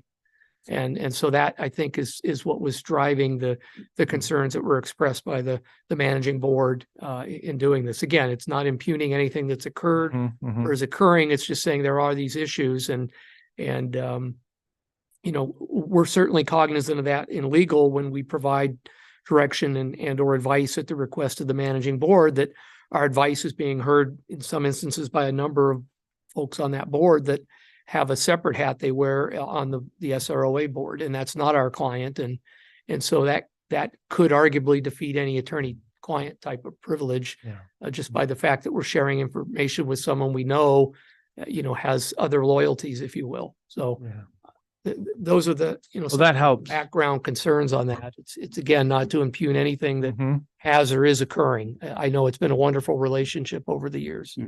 Can I just ask? So in this proposed change, is there anything that prohibits someone? I mean, you know, informally, is there anything that prohibits someone from belonging to both boards? No, and as a matter of fact, in the management agreement, there is actually language as to anybody has the ability to run for it. We're just opening up all the positions to all comers. So there is the possibility that a single SROA board member would want to run for the SSD or would want to not be nominated for the SSD board and would go through the nomination process. Or I don't think there's anything in the agreement that would preclude SROA from making a decision that they would put one of their people up through the nomination process. And then they would be considered with other nominees based on background, qualifications, potential conflicts of interest, potential other disqualifying things that would cause you to, you know, be on a service district board, especially a public safety board. And then in the nominating committee would make that due consideration, and in the end would recommend it to you, the governing board, to make the decision. We really don't have anything other than just saying, okay, we acknowledge that this is what the nominating committee has provided, and you are actually the final arbiters of who gets to be on and off the board. But to get to the potential concerns that Dave just identified, you know, conflicts of interests, potential disclosure of confidential information. I mean, if there's someone informally serving on both boards, like that doesn't control for those risks. I mean, you know, those risks would still be there just the way they are currently. I mean, But although one of the things that we wanted to do in that would be through the nomination process to really understand how do you resolve those conflicts. You know, you have in front of you someone who serves in multiple county positions, who in separate interviews acknowledged that there would be likely conflicts of interest, and here are the general guidelines that person would use to try and ameliorate those. And then if there's an issue, then that would force a recusal one way or another. That would be something that we would drive through the nominating process. That does not exist right now in terms of the relationship that we have. There's two there on both boards and they perform both duties. And that's where we wanted to be a little more formal in the language, and also see if there were more citizens that actually would like to participate in the public government process. Maybe a brief comment. While it would be possible for a Sunriver board member to go through the nomination process to secure a seat on the SSD board, as you kind of noted in there, it's not an elected board. It's an appointed board through the nomination process. So if we decided someone should run for that board that is also on the other board, that's not an automatic seat by any means. The SSD board gets to decide through the nomination process whether your name will even be submitted. And then in the end, of course, county commissioners have a role. Well, and that's a reminder that we're the elected officials with this appointed board and the private entity called SROA. But we all have relationships also. So, I mean, something doesn't sound right or smell right, you give us a call right away, and we're shedding light on it. Because as soon as you do that, you're like, oh, okay, this either works or it doesn't work. This change will change the relationship between these two boards. No, I think I would disagree with that characterization. It's changing the board because Sorry, John Baker, Vice Chair of the board, SSD board. Just anecdotally too, there has been, coming from a law enforcement legal background, there's been several instances where we walk a fine line where I'm hearing some of the commentary coming during board sessions, and there's an upcoming particular issue where money's being spent on things. And there's been times where I can kind of see the driving force behind formalizing this change to what's really a living document. It's been changed once or twice at least already. And that's really kind of where this is going, is how do we formalize this document to make it a professional organization that Sun River Service District is working towards. And I think Mr. Doyle hit it head on of this is one way to do it. We don't have to necessarily look behind our back each and every time these issues come up if some of these changes are an issue. And I think that's kind of where we are. I think one other point I'd make real quick is that in the training that SROA board members receive from our legal counsel, they are very clear that when you're sitting at the SSROA board, you are an SROA board member. And likewise, when I sit on the SSD board, I am not an SROA board member. I am an SSD board member. And I have to keep that in my mind all the time, that my perspective is has to be focused on the board that I'm actually sitting at, the table that I sit at that point in time.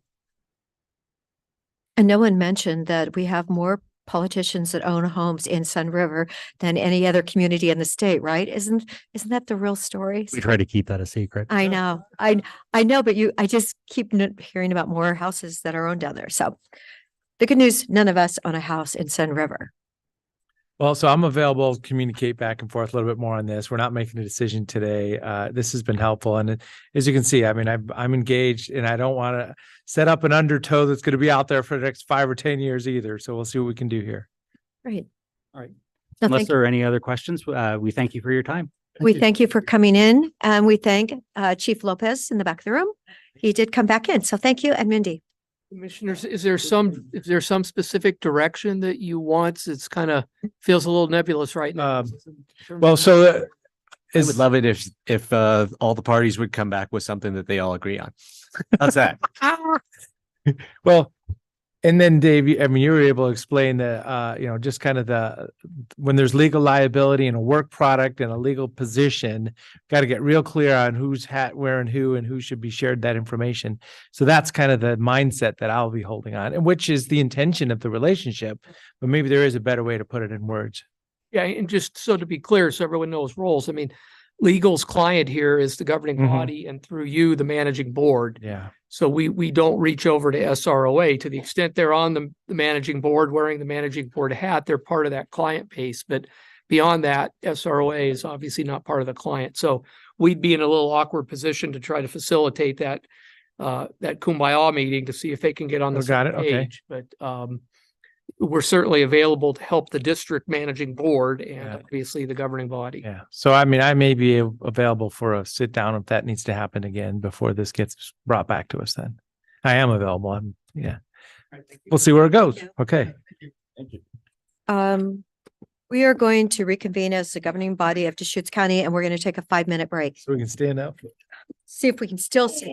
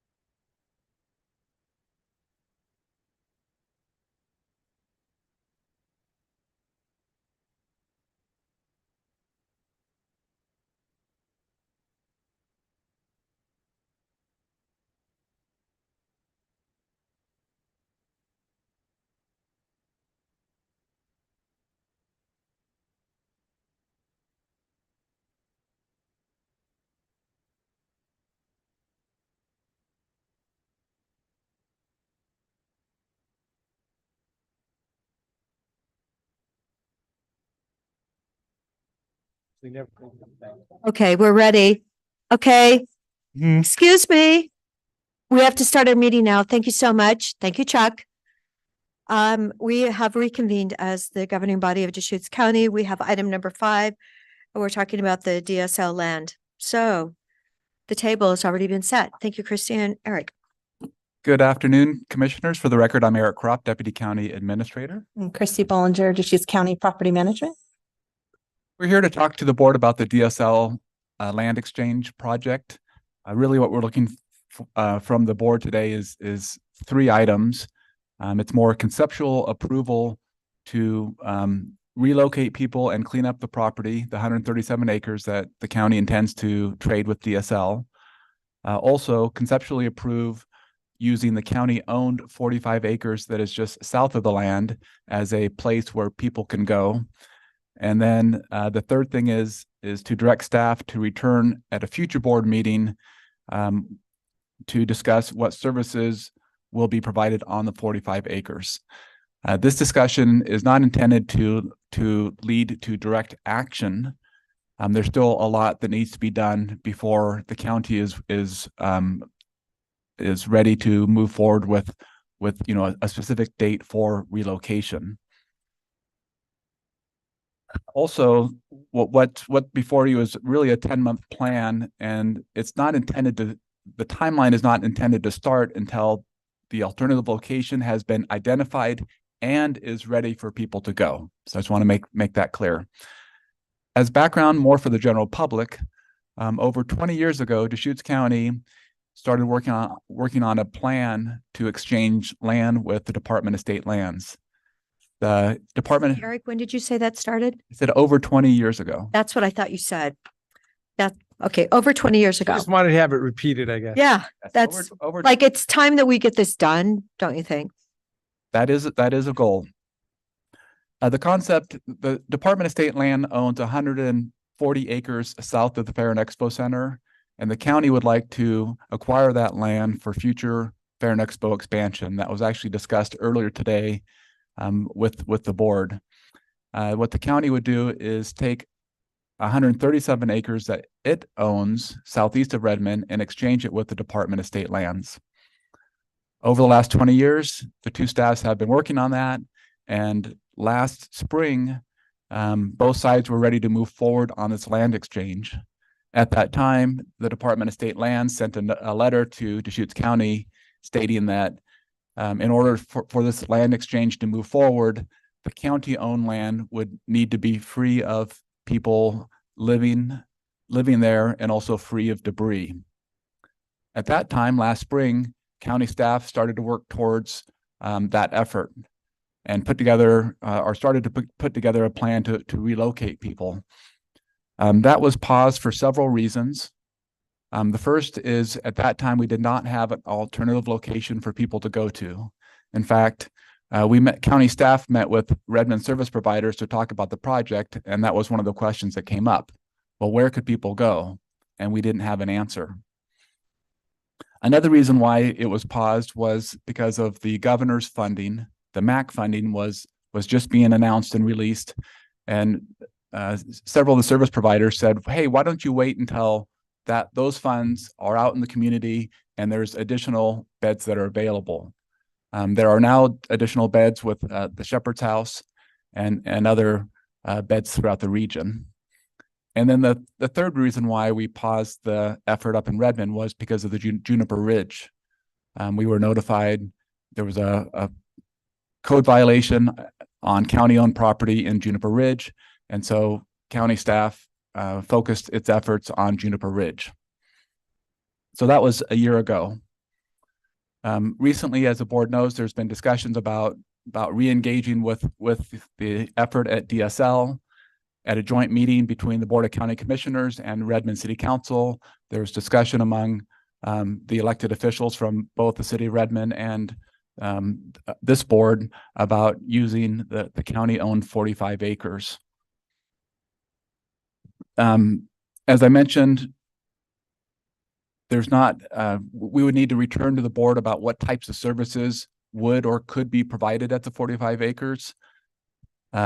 a big piece of that puzzle is, or a big piece of that solution is the Coordinated Houseless Response Office RFP effort, and working through that process to see if there are service providers that will provide services at that 45 acres. It could look like what we currently do at Juniper Ridge with just the basic hygiene supports, all the way up through a full-fledged managed camp. People, when you say the word managed camp, people have lots of different ideas of what that looks like. But that would still need to be worked out, and staff would come back to the board after the Coordinated Houseless Response RFP process and have a better sense of what types of services could be provided at the 45 acres. Christy has put together a draft remediation plan. It's about a 10-month project. Again, the starting time of that 10-month project is essentially once we have the 45 acres identified and ready to go.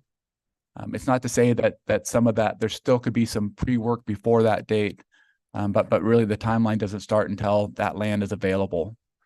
The remediation plan also includes lots of communication and coordination with the city of Redmond. The city of Redmond has 17th Street where people are living or camped along 17th Street. The city of Redmond would like to be partners at the table with us on that. So it would take a lot of communication with the city of Redmond and also with the Redmond service providers that provide nonprofit services. We met last week or the week before with that group, with the Redmond service providers, just to inform them that we would be talking to the board today about this project. We would also need to do a lot of coordination with the other public land owners in the area, including the Bureau of Land Management. The last thing I would mention is we have a lot more experience working with these type of situations from our Juniper Ridge project, and we have a lot of lessons learned that we would apply to this situation. Christy, anything else? I don't think so, Eric. You recapped it very good. So with that, we're happy to answer any questions. So the definition, we're referring to this thing called 45 acres, and really that's kind of a remainder next to Oasis Village, the Core 3 proposed area, which is a parcel being created now, subdivided out, and then south of the swamp land. So it just ended up being this odd shaped 45 acres that just happens to be right there. Yes, yes. You know, the origin of 45 acres is what I'm. Yes. And for any viewers at home, the staff report includes a map, and the 45 acres, there's a green rectangle. At the very bottom of the green rectangle is Oasis Village, and the 45 acres is the northern part of that green rectangle from the staff report. And it's kind of up and down rocky land with junipers. Yes, that would be that will be one of the challenges is the terrain. And some people are on that property already. Correct. So everything is contingent on the provision of places for people to go and services at the 45 acres. And so I'm curious what we've heard back from that RFQ process about possible things that could happen there, because as we've discussed, the county isn't the one that's going to develop the 45 acres and provide the services out there necessarily. So we need to have someone who actually is willing to do that. Yes, the Coordinated Houseless Response Office RFP process, the process closed a week ago Friday. There were 7 respondents. I am on the review committee, so I'm not going to talk about it. I'm not going to discuss it publicly at this point because we're going through the review process. I have not reviewed the 7 applications yet, but that process is continuing. There's a group of city and county staff that will be reviewing that process. If there aren't any, if there isn't anybody interested in providing a managed camp there, that'll be discussion with the board whether or not we move forward with those basic hygiene supports, or maybe it's basic hygiene supports and some type of mobile case management services. So it's kind of, well, we don't know at this point. I appreciate you can't tell us too much about the responses, but I mean, can you tell us whether any of them are for services at the 45 acres? I haven't reviewed them. I don't know the answer. Okay. I'll be reviewing them over the next week.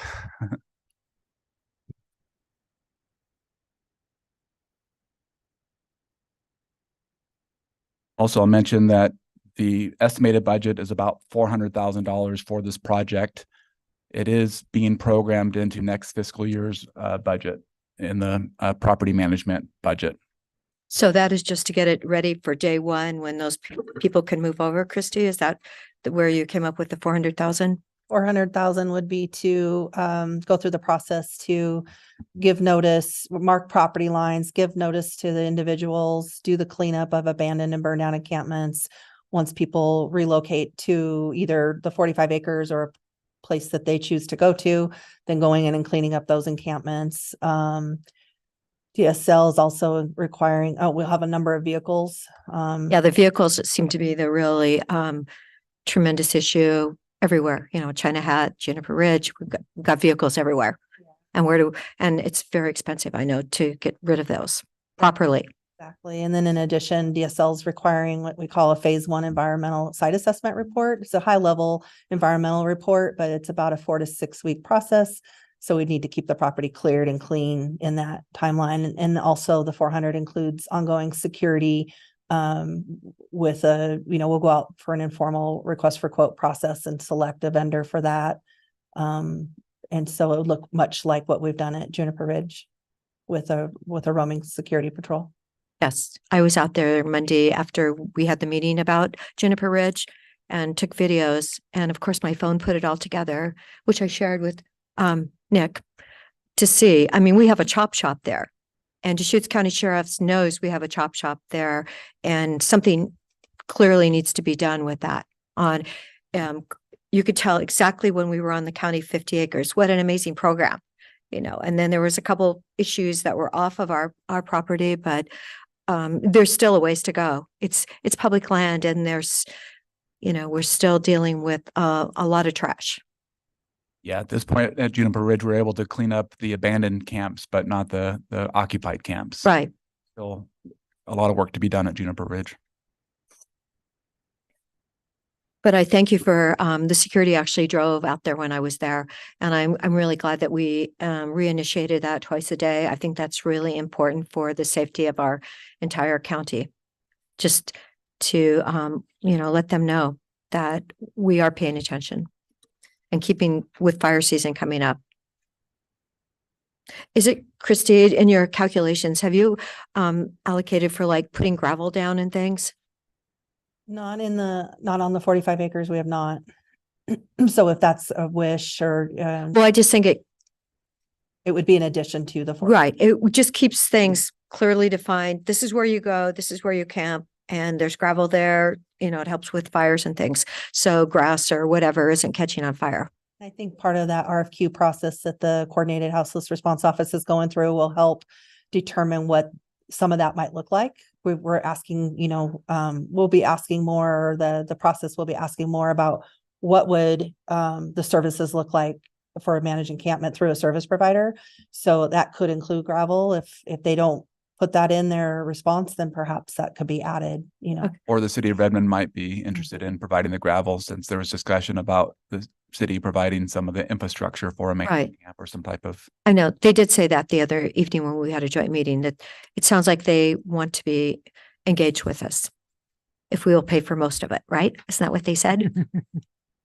The 400,000, that's for cleaning up the 137 acres. It's for cleaning up the 137 acres. And in addition to that, it's also providing, assuming that we would be providing some funding for supported services.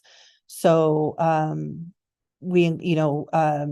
porta potties, hand washing stations, puddle water dumpsters. So we did sort of take the Juniper Ridge model and included that into this budgetary number. And you know, that this idea that we might need to fall back to, like, I'll just call it the Juniper Ridge model out on the 45 acres. I mean, I want to dig into that a little bit more. What we're doing at Juniper Ridge seems to be relatively working. You know, abandoned camps have been cleaned up. It's a reasonably safe setup. I don't think that it's accomplishing much in terms of accelerating people on the pathway out of homelessness, right? It's sort of like a holding pattern rather than than a program that's been set up to help people exit homelessness. But I want to understand whether it is actually applicable in another location or not. I have concerns that North Juniper Ridge, our 50 acres is, it's very quick access from Bend. It's very visible. A lot of that is very visible from the highway. And the 45 acres are neither of those things. They're pretty far out in East Redmond, and they're not visible. You have to, you could go through Oasis Village. You have to go through the proposed Mountain View Community Development site, to get there, or come from the other side, on 21st Street, not yet developed. So is there, do we think we could just do the same thing in terms of providing services on at Juniper Ridge and on the 45 acres and get the same kinds of results? Or is it going to be, might it be very different? And there's also, like, in terms of the comparability of the population, that the folks who are out on the 137 acres, they're folks that are pretty far out right now. I don't want us to move forward assuming, we could just do North Juniper Ridge out on the 45 acres and that'll work. Yeah, I don't know the answer to your question. I mean, on one hand, what's happening at Juniper Ridge is better than what was there before. There are still safety concerns. It is a different service population. It's different dynamics. So it's hard to tell. I would like to add, because it's in city limits in City of Redmond, there is some kind of broad language around this sort of supportive managed encampment scenario. So they're going to have some land use type requirements. So we just more or less recently learned that. So we haven't really dove into that to know exactly what that means. But my understanding is it could mean some level of supportive services like what we're doing at Juniper Ridge. And I have actually talked to some people that want to do social work services on an incredibly consistent basis to actually get people to transition from, let's say, Juniper Ridge. And if we can get the 45 acres and the fact that Core has said that they will do the street, that will help the 21st Street. Finishing that up should really help us a lot with this project. But of course, that's a year away. So maybe it would all come together at the same moment in time.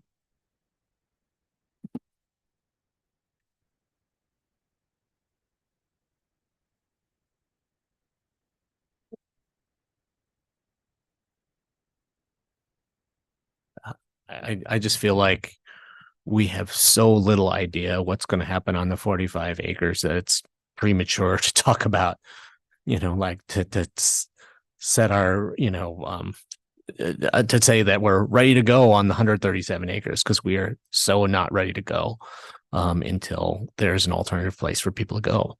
And, we are really far from having any kind of a plan for the 45 acres at this point.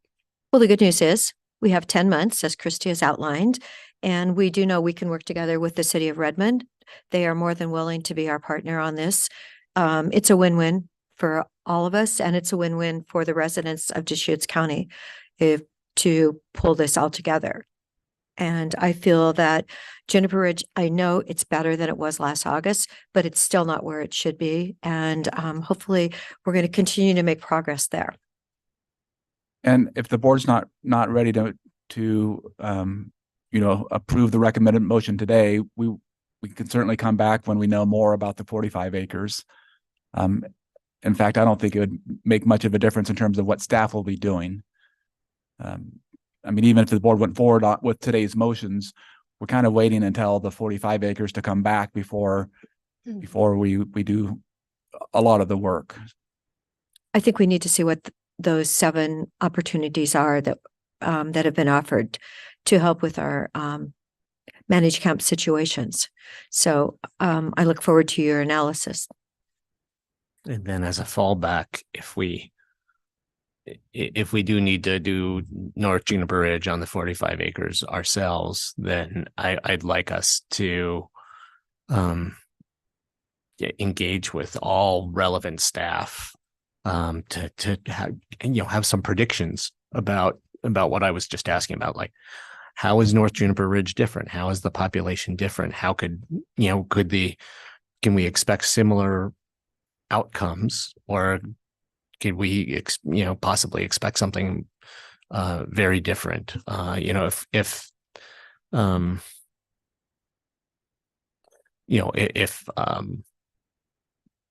that kind of minimal security, minimal services, minimal management setup could result in really bad things happening out on the 45 acres, then I want to know about it before we say, let's just do North Juniper Ridge out there. We can certainly have that discussion. We have a group that works on Juniper Ridge, includes property management, health services, and the sheriff's office, and we're happy to have that discussion. Thank you. So, I would like to offer this 45 acres for the concept of long-term visitor area. You can stay there as long as you want. A 6-month permit, 6 months at a time, minimal cost, maybe $30 or $50 for a 6-month permit. Potable water available, trash service available. Bathrooms would be fine too. So that is providing some of the stuff that's at Juniper Ridge right now. And this is just a vision, but somebody that spends time there needs to follow some community expectations, some rules. We can't be allowing some of the behaviors that happen out there. So there'd be a piece of paper here. Please sign this piece of paper to be here. It's just acknowledging you're here. So it doesn't sound like that's too much of a level. It'll be too much for some, but that's kind of the vision I have out there. As I say, 6-month period is kind of a commitment to be there during the summer or a winter, and obviously the weather changes. But we're checking in with people. We know who's on the property. And then there's more comfort if it's a little bit more controlled for service providers to be able to show up. Because I know that on the east side of Redmond, they'll go to the end of the road, but not in farther. Some people won't go any farther because it's dangerous out there. So we can't have a facility offered for people that need help, that are offering managed camp, whatever the terminology is, that we're scared to go into. So, we can't be setting that up. So as I say, I kind of have a vision about what I'd like to see out there, and I'm showing support for let's try it. This is 45 acres that just happens to be available in that geographic area. Obviously, when we use the words managed camp, people's minds go in different directions, but I could put some stuff down on paper and see what we can come up with. Doing this exercise, we need to do something. We've been in a bad spot for many, many months now. Well, the important thing, Christy, is to remember a couple years ago, right before our 4th of July, we had a fire right out there from our homeless. And I believe 25 flights that day were diverted from Roberts Field. So that's why I'm saying gravel, we really have to think about cleaning up spots. This is where you go. You are on public land. don't forget that you're on public land, but we've got to keep it safe too, because I don't, that was pretty significant day. I think they even lost an antique fire truck in Redmond that day because they got burned up. So yeah, it was a busy day. As I say, and we're not answering the questions here. I'm just sharing one of the visions, one of the paths that we could go down. But as I say, I do support starting the process of utilizing that 45 acres. And Yeah. that's kind of what the memo is today. Do we conceptually support proceeding? Yes. I think we all support using the 45 acres to create a place so that people can move off the 137 acres. The question is, what does that look like, and what's it going to take to get that? And in our discussion with the Redmond City Council the other day, I think we heard from them that they expect more than 4 to 5 acre kind of minimally infrastructured, minimally serviced area. Well, as I say, I'm chomping at the bit. I'd like to, maybe have a working committee or put some stuff on paper and say, okay, we can agree with this or we can't agree with that, or it's going to cost this much, because it's up in the air. And I know these RFPs for the coordinated homeless officer coming in, but we need to be deterministic, as in we have our 137 acres that we need to not have people on for our goals. I mean, I'm not judging the people. I'm just saying we want to be able to use it for economic development, and it needs to be cleaned up and deterministically, not like, well, we kind of got half the people off. And as I say, Juniper Ridge in this situation, we kind of got half the people off, and we kind of cleaned it up, and now we're spending $14,000 a month, managing it. We only got halfway there. So I'm just thinking, I'd like to see how we can get a It little needs farther. to be clean. Yeah, it needs to be cleaned up more. I know it looks way better. It's an improvement, but what are there? 13, 14 camps on those 50 acres. So The bottom line is, if you want to plan it, then you have to be willing to implement it, or you have to make it an attractive enough opportunity that someone else is going to sign up to do it. Well, yeah, and that is the catch. That's been our sticking point with the planning of this, because I'm glad that you have all kinds of ideas about what it might look like. I have all kinds of ideas too, but until the county is signed up to implement whatever we plan, then we can dream all we want, but it doesn't mean that anything is going to get done on the ground. well, the good news is, I just read that I believe San Jose spent $300 million with no accountability on their homeless. No accountability whatsoever. And I do believe we are going to have accountability, and I thank the team for working on it. So, and I look forward to the analysis of the 7 proposals to date. So I'm glad that there are people out there that recognize we have a problem, and we definitely need direction, and we need to go ahead with what we're doing. So there's thumbs up on 45 acres, not much after that though. But thank you for outlining the, We'll be happy to proposal. return once we know more about the proposals. So with that, do you think we can do that in 3 weeks to return? Well, my understanding, this was an RFQ. Right. A request for qualifications. And so then an RFP will go out to the selected out of the 7. There'll be a number selected. Yes. And then an RFP will go out, and then they'll actually provide a proposal. So the RFQs haven't even been. I know. So they have to be there's some time decided. I'm just trying to think, is this going to be like June 1st before it's going to come back? What do you think? No, it's also depends on what the role of the Crow board is. Right. Okay.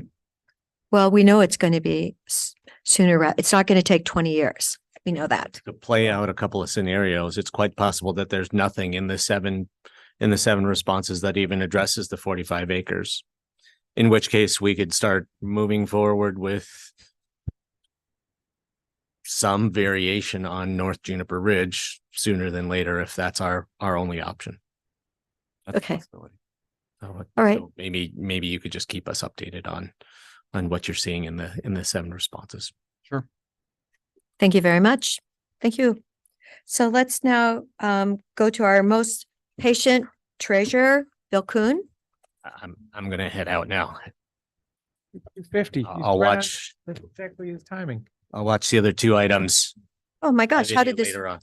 how did this happen? Right on schedule. We're right on schedule. Did you see that? Yeah, we are. Oh, Great. All good stuff. Okay.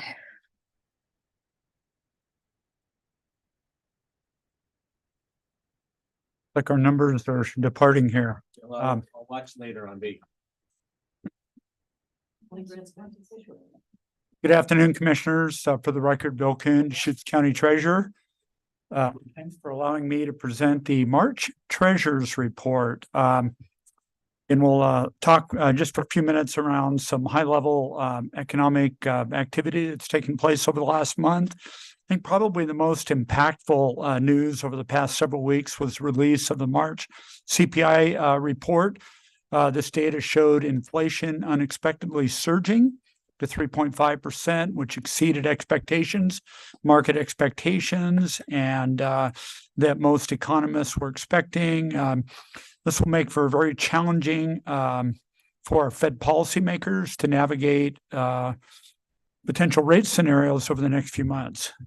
Significant area of inflationary pressure is to be expected was in energy and housing costs.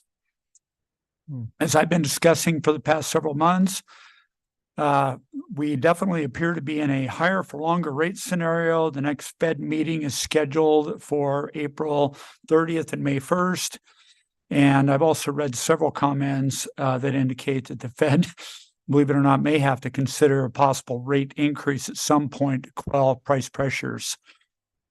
The market is now forecasting only 2 rate reductions in 2024, with the first potentially occurring later in the year, and those 2 would total about 50 basis points. So again, we're not looking at anywhere close to the rate reduction. So either way, you're just said, yeah. Yeah, it's going to be interesting over the next few months to kind of track what inflation does, and at some point the Fed might have to accelerate their measures to quell pricing pressures. So recent inflation readings again came in firmer than expected. Economic growth has proven resilient. The expectation is that core inflation will be at 2.8% by year end, which was higher than the 2.4% previously expected. But even that's kind of a guess right now. From a manufacturing perspective, producer price index rose by 0.2% year over year, which was actually less than forecasted.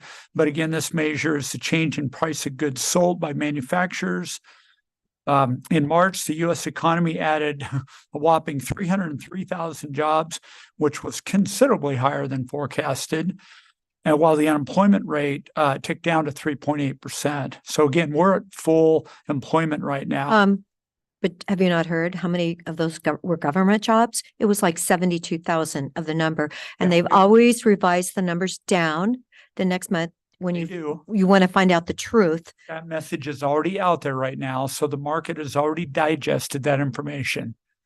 And so. And then the other thing I've heard is they're like part-time jobs. Yeah. Have you heard that too? That they're putting part-time jobs into the jobs number. Yeah, it's all it's a game they're playing. The message was really strong employment growth, and I think that's the number that the market heard, which caused some of the other issues to take place. But yeah, again, the surge in employment was unexpected and caused significant volatility in financial markets when that news was released a couple of weeks ago.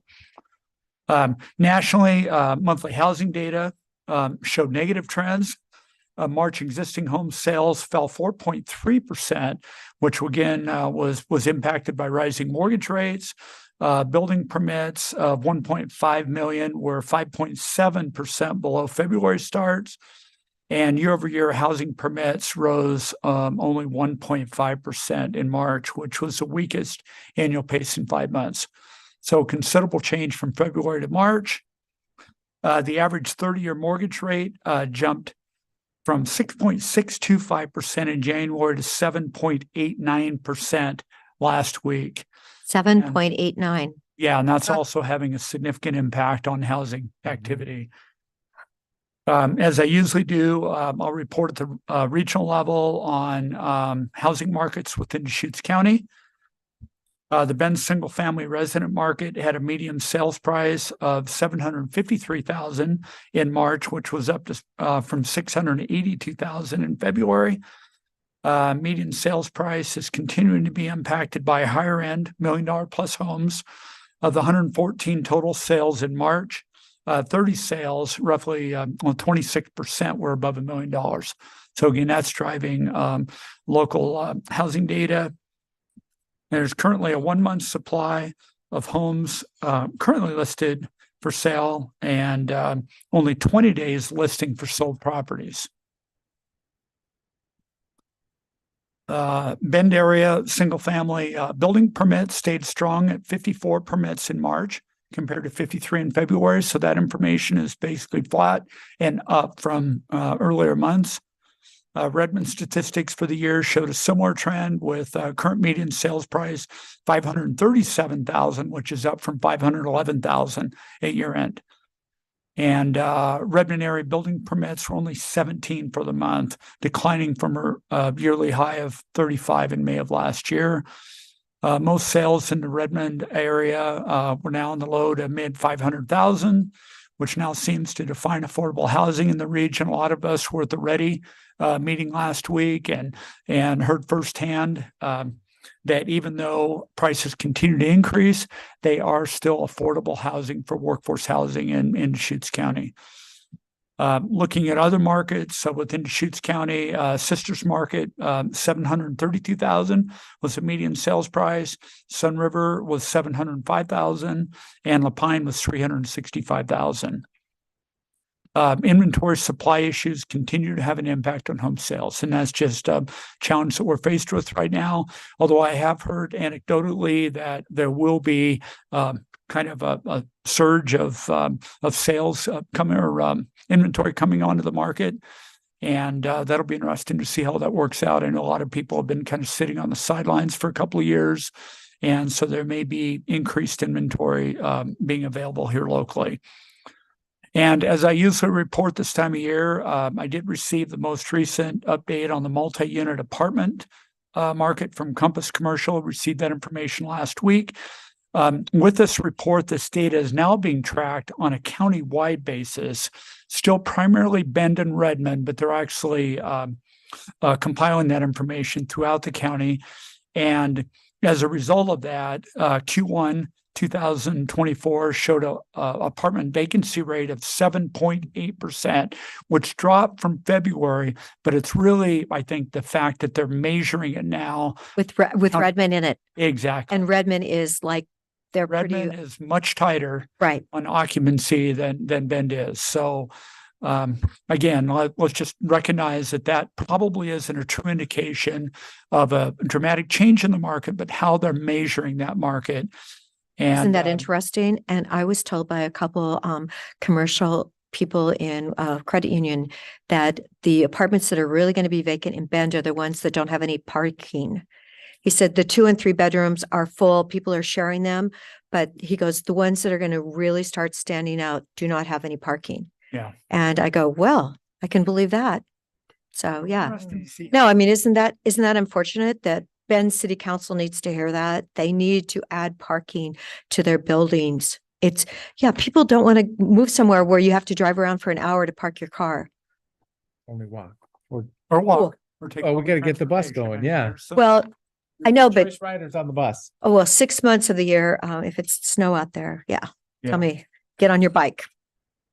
Get on your horse. I will comment to you that this rate is expected to be challenged with the number of new units coming online in the next several years. And we all know that there's significant apartment projects that are being developed right now that aren't in this data, but they will be coming online here in the next 6 to 12 months and beyond. 6 to 12 months then, Bill? Okay.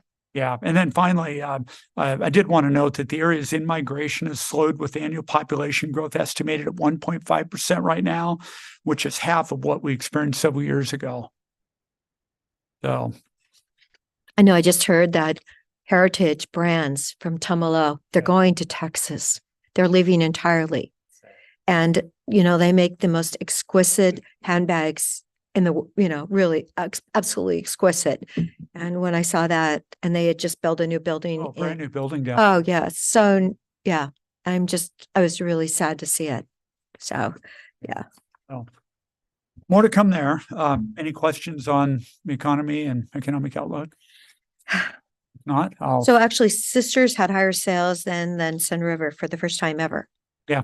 And that was a big shift. I will say that both those markets are pretty small, so it doesn't take very many sales to move the needle one way or the other. I would actually maybe place more credence when we get into the busy summer months as to whether or not there's a positive or negative trend there in those smaller markets. Anyway, the March Treasurers report, the portfolio balance was $327.8 million at month end, which was a decrease of $15.2 million from February. And this was due in part to $11 million in tax turnover that was processed in early March. The portfolio has increased $8.4 million year over year. So that's I think, a true indication of kind of where we are there. Net investment earnings were $918,000 for the month, which was up slightly from last month's earnings and $364,000 higher than a year ago, which is reflective of a significantly higher rate environment, more efficient funds management, and also year-over-year growth in the portfolio. All portfolio category balances are well within policy guidelines. The LGIP rate has remained at 5.2% in March, and we don't anticipate any significant changes there because of this kind of higher for longer rate scenario that we're in. With active reinvestment last month, the portfolio has a weighted term to maturity of about a year. And we're also targeting maintaining roughly $40 million in short-term liquidity, which is yielding the LGIP rate of 5.2%. So, any questions on any of that? Great. Thank you very much. Thank you, Bill. All right, now we come to item number 7. Good afternoon, Robert, the second most patient person in the room. No worries. Oh, we're right on time, though. Isn't that a shock? Yes. That's amazing. Good timing. Yeah. I didn't know if you'd get caught up, but it all worked out. So it's a miracle. Robert Tintel, Chief Financial Officer. Before I get started on the financial report for the month, I did want to follow up on a comment made earlier. There was a question about the donation of property and how others can donate to the county. We do actually have a policy on that. It's Deschutes County Administrative Policy Number Building 3. Talks about donation of property, and there's even a form it's online, but available to departments. People can donate to the county. Currently, it's received by the department director, so sheriff's office. Really? Thank you so much. We do have examples where they've completed a form. You provide the receipt to the donor, and so we can accept donations. That's great to know because I knew people that would really care about supporting the sheriff's ranch, and so thank you. Thank you for that good news. Yes, you're welcome. Okay, so we'll be looking in your packet beginning on page 114. This is for the March 2024 financials. Again, these are unaudited. We are 75% complete in the fiscal year, actually preparing for this. So I was like, wow, we only have 1 quarter left. So kind of amazing to think we're 3/4 of the way through. And I guess obviously that's why we're starting our budget process getting ready for next year. On the snapshot that you have before you on this page 114 of the general fund, talks about our revenues for the general fund at $42.5 million, which is 95.5% of the budget. And expenses year to date are $32.9 million or 71.2% of budget, which is the exact same percent that we expended last year at 71.2%. But it was $600,000 more, but the same percentage of the budget. And the dashboard below just gives you a visual representation of the general fund status, and we'll talk about the general fund in a little more detail in the upcoming pages. Page 115 in your packet is the FTE position summary, and there were no FTE changes in this month, and so we just continue. I did notice, though, that a 911 is still at 6.5, and I know we have summer coming, and I'm hoping that Sarah will call and tell me that they have a couple people coming in. I know. Okay. I just kind of worried about that one. Yeah. And sometimes these reports could be reflective of a timing of when because it's ran right at the first of the month. And then and now we're 3 weeks, Later. into this. So it is a timing issue as well. It could But she's been that way for 2 months, so Yeah. that's why, same number. going into summer, I know they were under such strain last year. And I will point out, the only one I wanted to highlight this month is CDD. You'll see they still show 16 positions. And they Right. have- in the email, they've mentioned to you before, during the fiscal year 25 budget process, they'll likely eliminate 8 of those vacant positions. So that number will come down. So our 9.69 total FTE percent is reflective a little higher of some positions this year that we're not anticipating on filling anyway this year. So that will go down. Next, page 116 in your packet is the total personnel and overtime report. Again, I've talked about this new report the last couple months. It's really just to show you the trends that are going on as far as total personnel costs and overtime. Year to date so far, there aren't any departments or any funds that are over budget at this point in time. But if you look at the projections where they think they'll be by the end of the year, that's where the projections, there's a couple of those, 3 of those marks where they project. But obviously what we do before the end of the year is we come back with a budget adjustment to move around total appropriation. Yeah, I wouldn't think the health department would allocate $200 again for overtime, right? Right. And there'll be more. They are mindful of that. For That one looks a little off. to better reflect the trends that they're seeing. Okay. And there's not a whole lot overall in some of these funds compared to the presentation last month. So I will be highlighting just a few of these funds. I'm going to go to page 121 for the general fund report. I do want to point out and just remind us, especially as we're coming up on the budget year, and we will be talking about the general fund forecast, TRT forecast, other funds as well, that this is a snapshot and a comparison of how we budgeted general fund for fiscal year 24 and how we're doing to that budget. It's in the current year. It's not looking at next year or the upcoming years. It's this 1 year snapshot. So as we look down at the very last line, total fund balance, our actual fund balance to date is 23.561 million. We budgeted an ending fund balance at 12.1, but where we think we'll end up at this point with our projections is at 14.7. So we are projecting to carry over 2.6 million. So as Dan has put in his forecast, as we'll see next week on 429, we'll have a overview of the general fund and TRT budget. We are projecting the carryover balance from this year into next year. As you know, this number changes slightly from month to month as we update our estimated revenues and expenditures. So, it will change slightly in the budget, but we're planning on a similar number within the budget. At least that's a completely positive number. 2.6 million. That's higher than what we budgeted, which is a good sign. Yes. For that regards. But again, really 13-14 million is our contingency requirement anyway. So there's not a lot of leftover there. I should say. There's no room. Yeah. One of the highlights I did want to point out on this as well is on the revenue side. It's footnote item number C.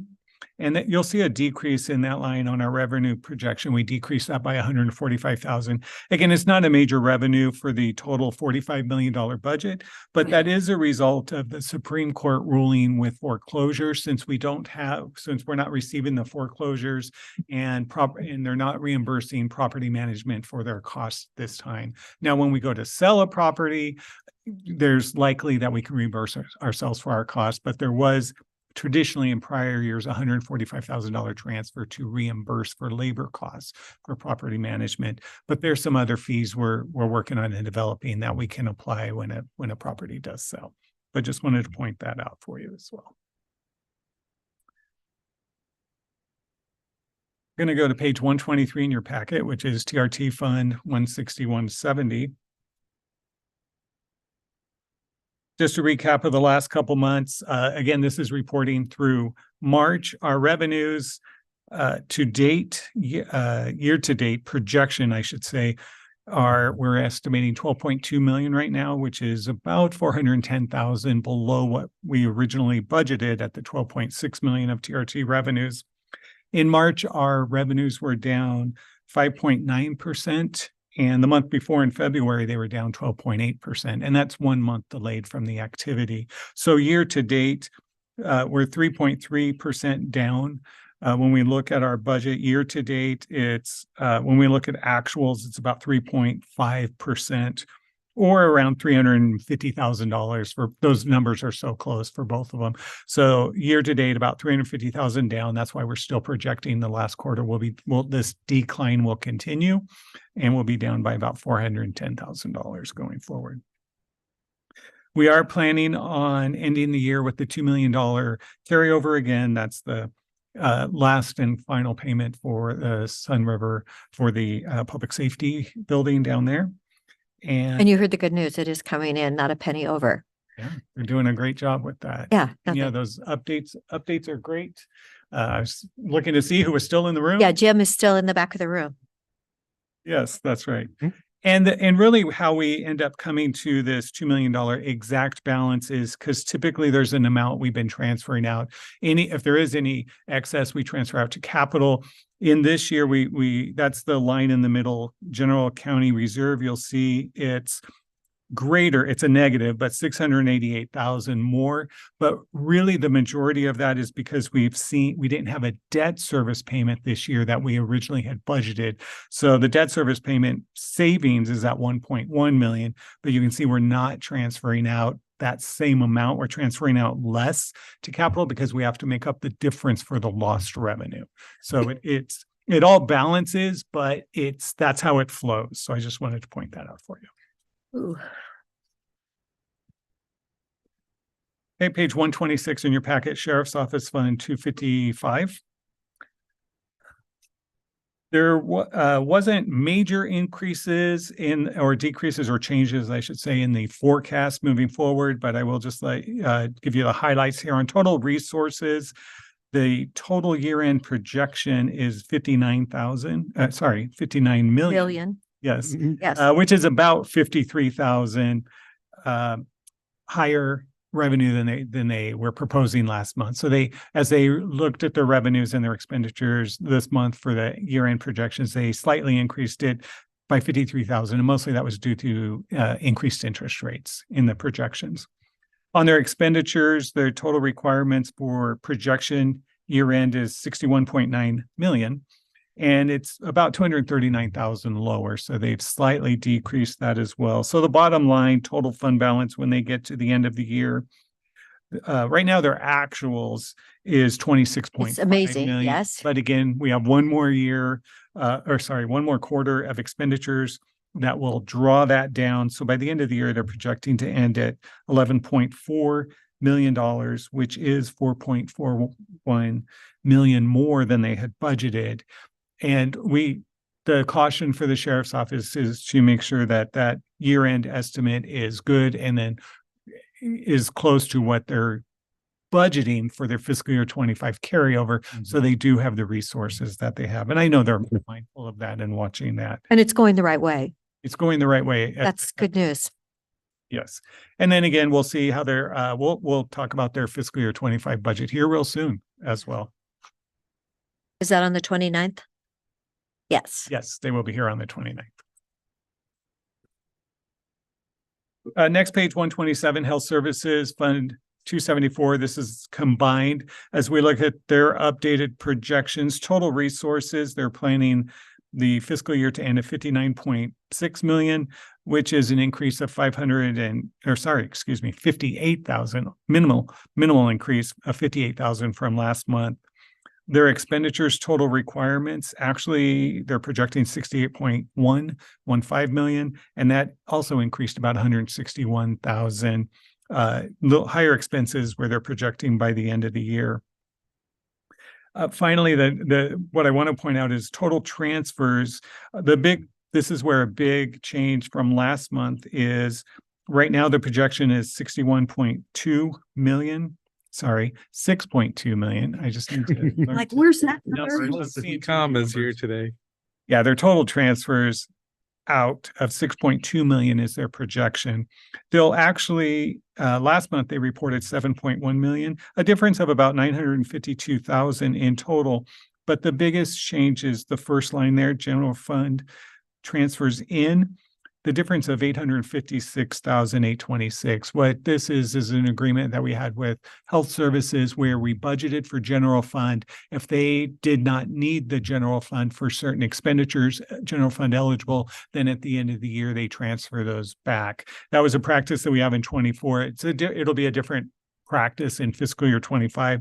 So now they budgeted that an amount that they won't need. They'll need general fund resource less than the originally budgeted, which in the forecast that has taken that into account already for the general fund. So that's the difference when we get down to the total fund balance for their combined funds, 274.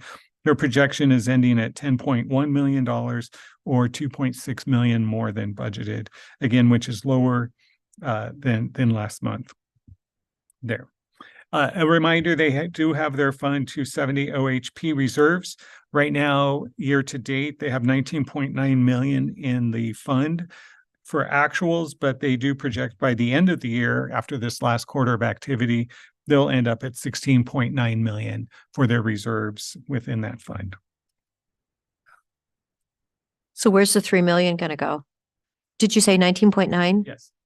So, okay. Yeah, it's as they look at their revenues and what they need to, because usually their transfers in or out to that fund is excess from their operating funds and they transfer over. So it's the net difference on that amount. And I think they'll be providing information more detailed in that during the budget. Actually, they'll be here on Monday as well. On the 29th. Gotcha. On the 29th.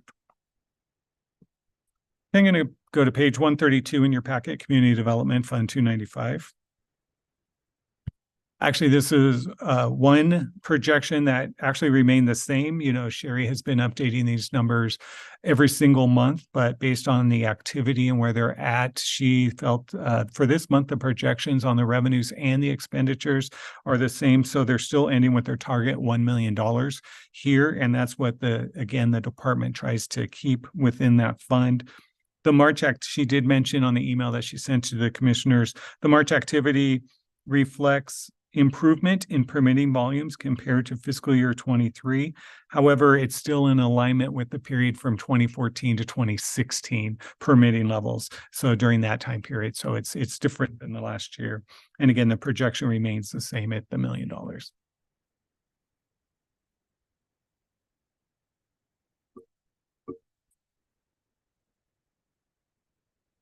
I'm going to go to Fund 610, page 137, Solid Waste.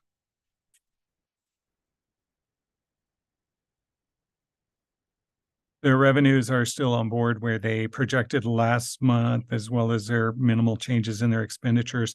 I did want to highlight solid waste, the transfers line in the middle, kind of the middle of the report here, closer to the bottom.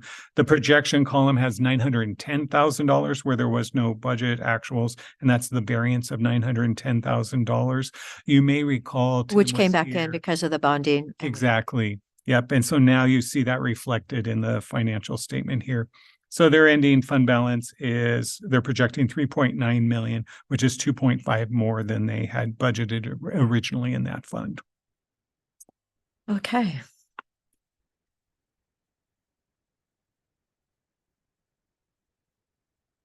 Just a couple more funds to highlight. Risk Management Fund 670, page 144 in your packet.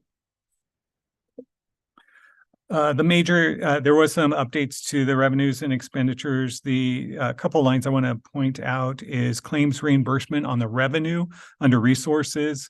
The year-to-date projection is 405. Again, it's an increase of 385,000 over the budget. But down in transfers out, under the transfers, this is the major difference here. Claims reimbursement, you can see a negative amount, transfers out of about $400,000 there. That's for the Lafayette claims projection, the Irwin property, the fire. It was damaged by the fire. So this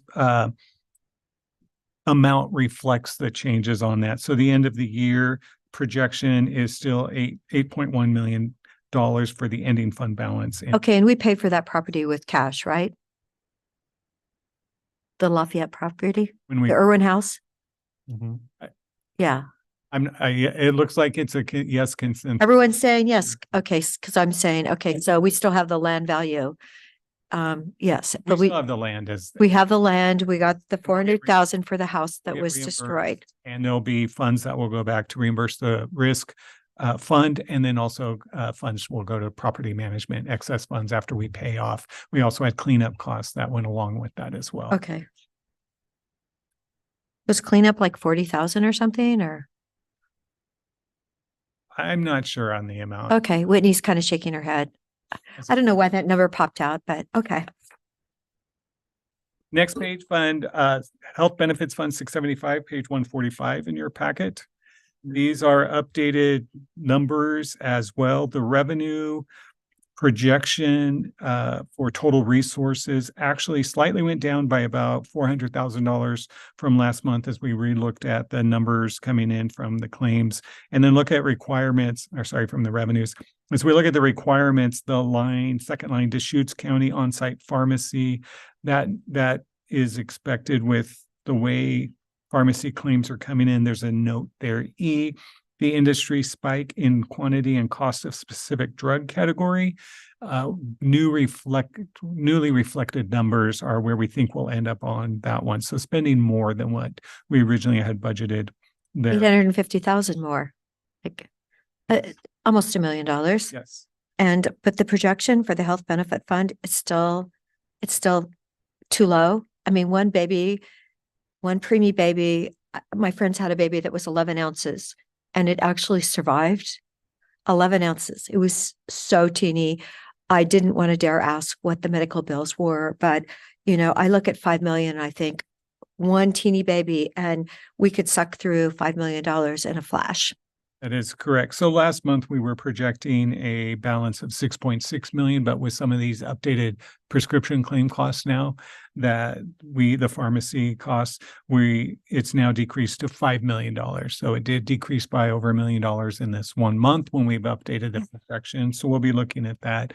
And that is again why as we go into the budget process for next year, we're still projecting a 15% increase in the rates to the departments. And again, it's to get the reserve where we feel We got better it. with it. Don't we have to get it back up to 8 million? Yeah, it's not right. It's not that we're raising rates to just build up these enormous reserves. It's just getting us back to an appropriate level where we need to be. Where we have a sense of comfort, that remember we went through 12 million in a flash. Very quickly. Yeah, in a flash.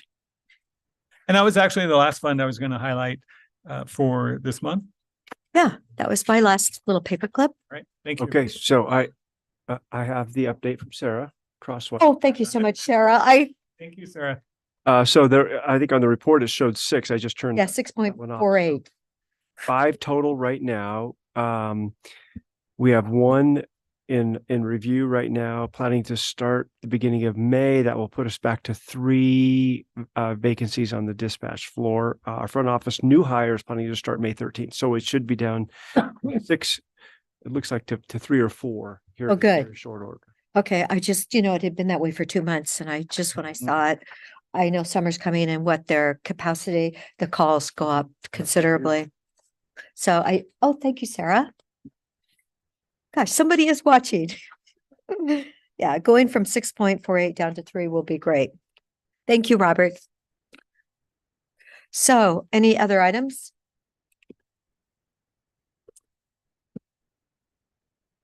Commissioner Bone? Yes, busy doing social things at Rotary the other night and Lapine High this morning and prepping for the board meeting. I saw we started at 11, so I knew I had to be here. Oh, and I did have behavioral health advisory meeting on Friday where 3 of the school districts all are,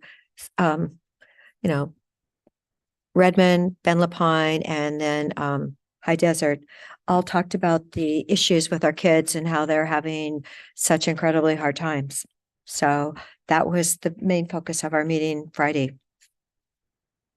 And what is it we can do? So that's why I'm trying to get our fare in line. with kids, bringing kids, as many kids as we can there. I hear from a lot of people that that's what they feel that if we can do that, that'll make them extremely happy. I have one more note. So yeah, last Thursday was the airport committee meeting. So Redmond Airport. They're working on truly a phase one expansion of the airport now. 3 sky bridge ports, kind of a second floor baggage claim upgrade. It's about $170 to $190 million phase one. Very big, but there's a lot of support from the national FAA and the state transportation Connect Oregon. Connect Oregon, they're asking for 10 million. And I they think I have- get to represent us in that. They have revenue they've been building up for this too. So it was a kind of an update of they're really getting more clear on what phase one is going to be, but it's really going to take the facility from cutting out in the tarmac and loading up on the plane to the sky bridges. Well, the really wonderful thing, because I was out of the office on Wednesday, and of course, Alaska was shut down that morning, but they fly 737s to Seattle. I mean, that is a big plane and it's very roomy, and it was totally full both ways. Yeah, they said because the numbers are still going up dramatically. Yeah. The mainline aircraft, which are the ones that are larger jets, they're for all the airlines are using them into Redmond now. So it's really just a growing concern still. Yes, it's Which pretty is nice. exciting. So yeah, so we'll be next. So anyway, anything else? Do we have any executive? We do not. I expect you, I don't want to steal your thunder. The board will convene tomorrow in Sun River Oh, that's right, won't we? At 3:00, we're supposed to start, right? at 3:00 for the comprehensive plan update at the Sun River Homeowners Aquatic and Recreation Center at Does that mean we're going to go swimming first? Well, there you go. Maybe the Or slide's after. open. Yeah. Well, let's hope the slide isn't open. Okay. So we hope to have a great turnout from all of Deschutes County, but in particular, Southern Deschutes County residents. Oh, being Okay. sisters next Tuesday. And sisters, yeah, the following Tuesday. Okay. Wonderful. Thank you all so much. Thank you, Stephen, for your professionalism. And Brenda, your professionalism. Thank you all. And we'll see you Wednesday at 9. Wednesday AM at 9 here. Thank you.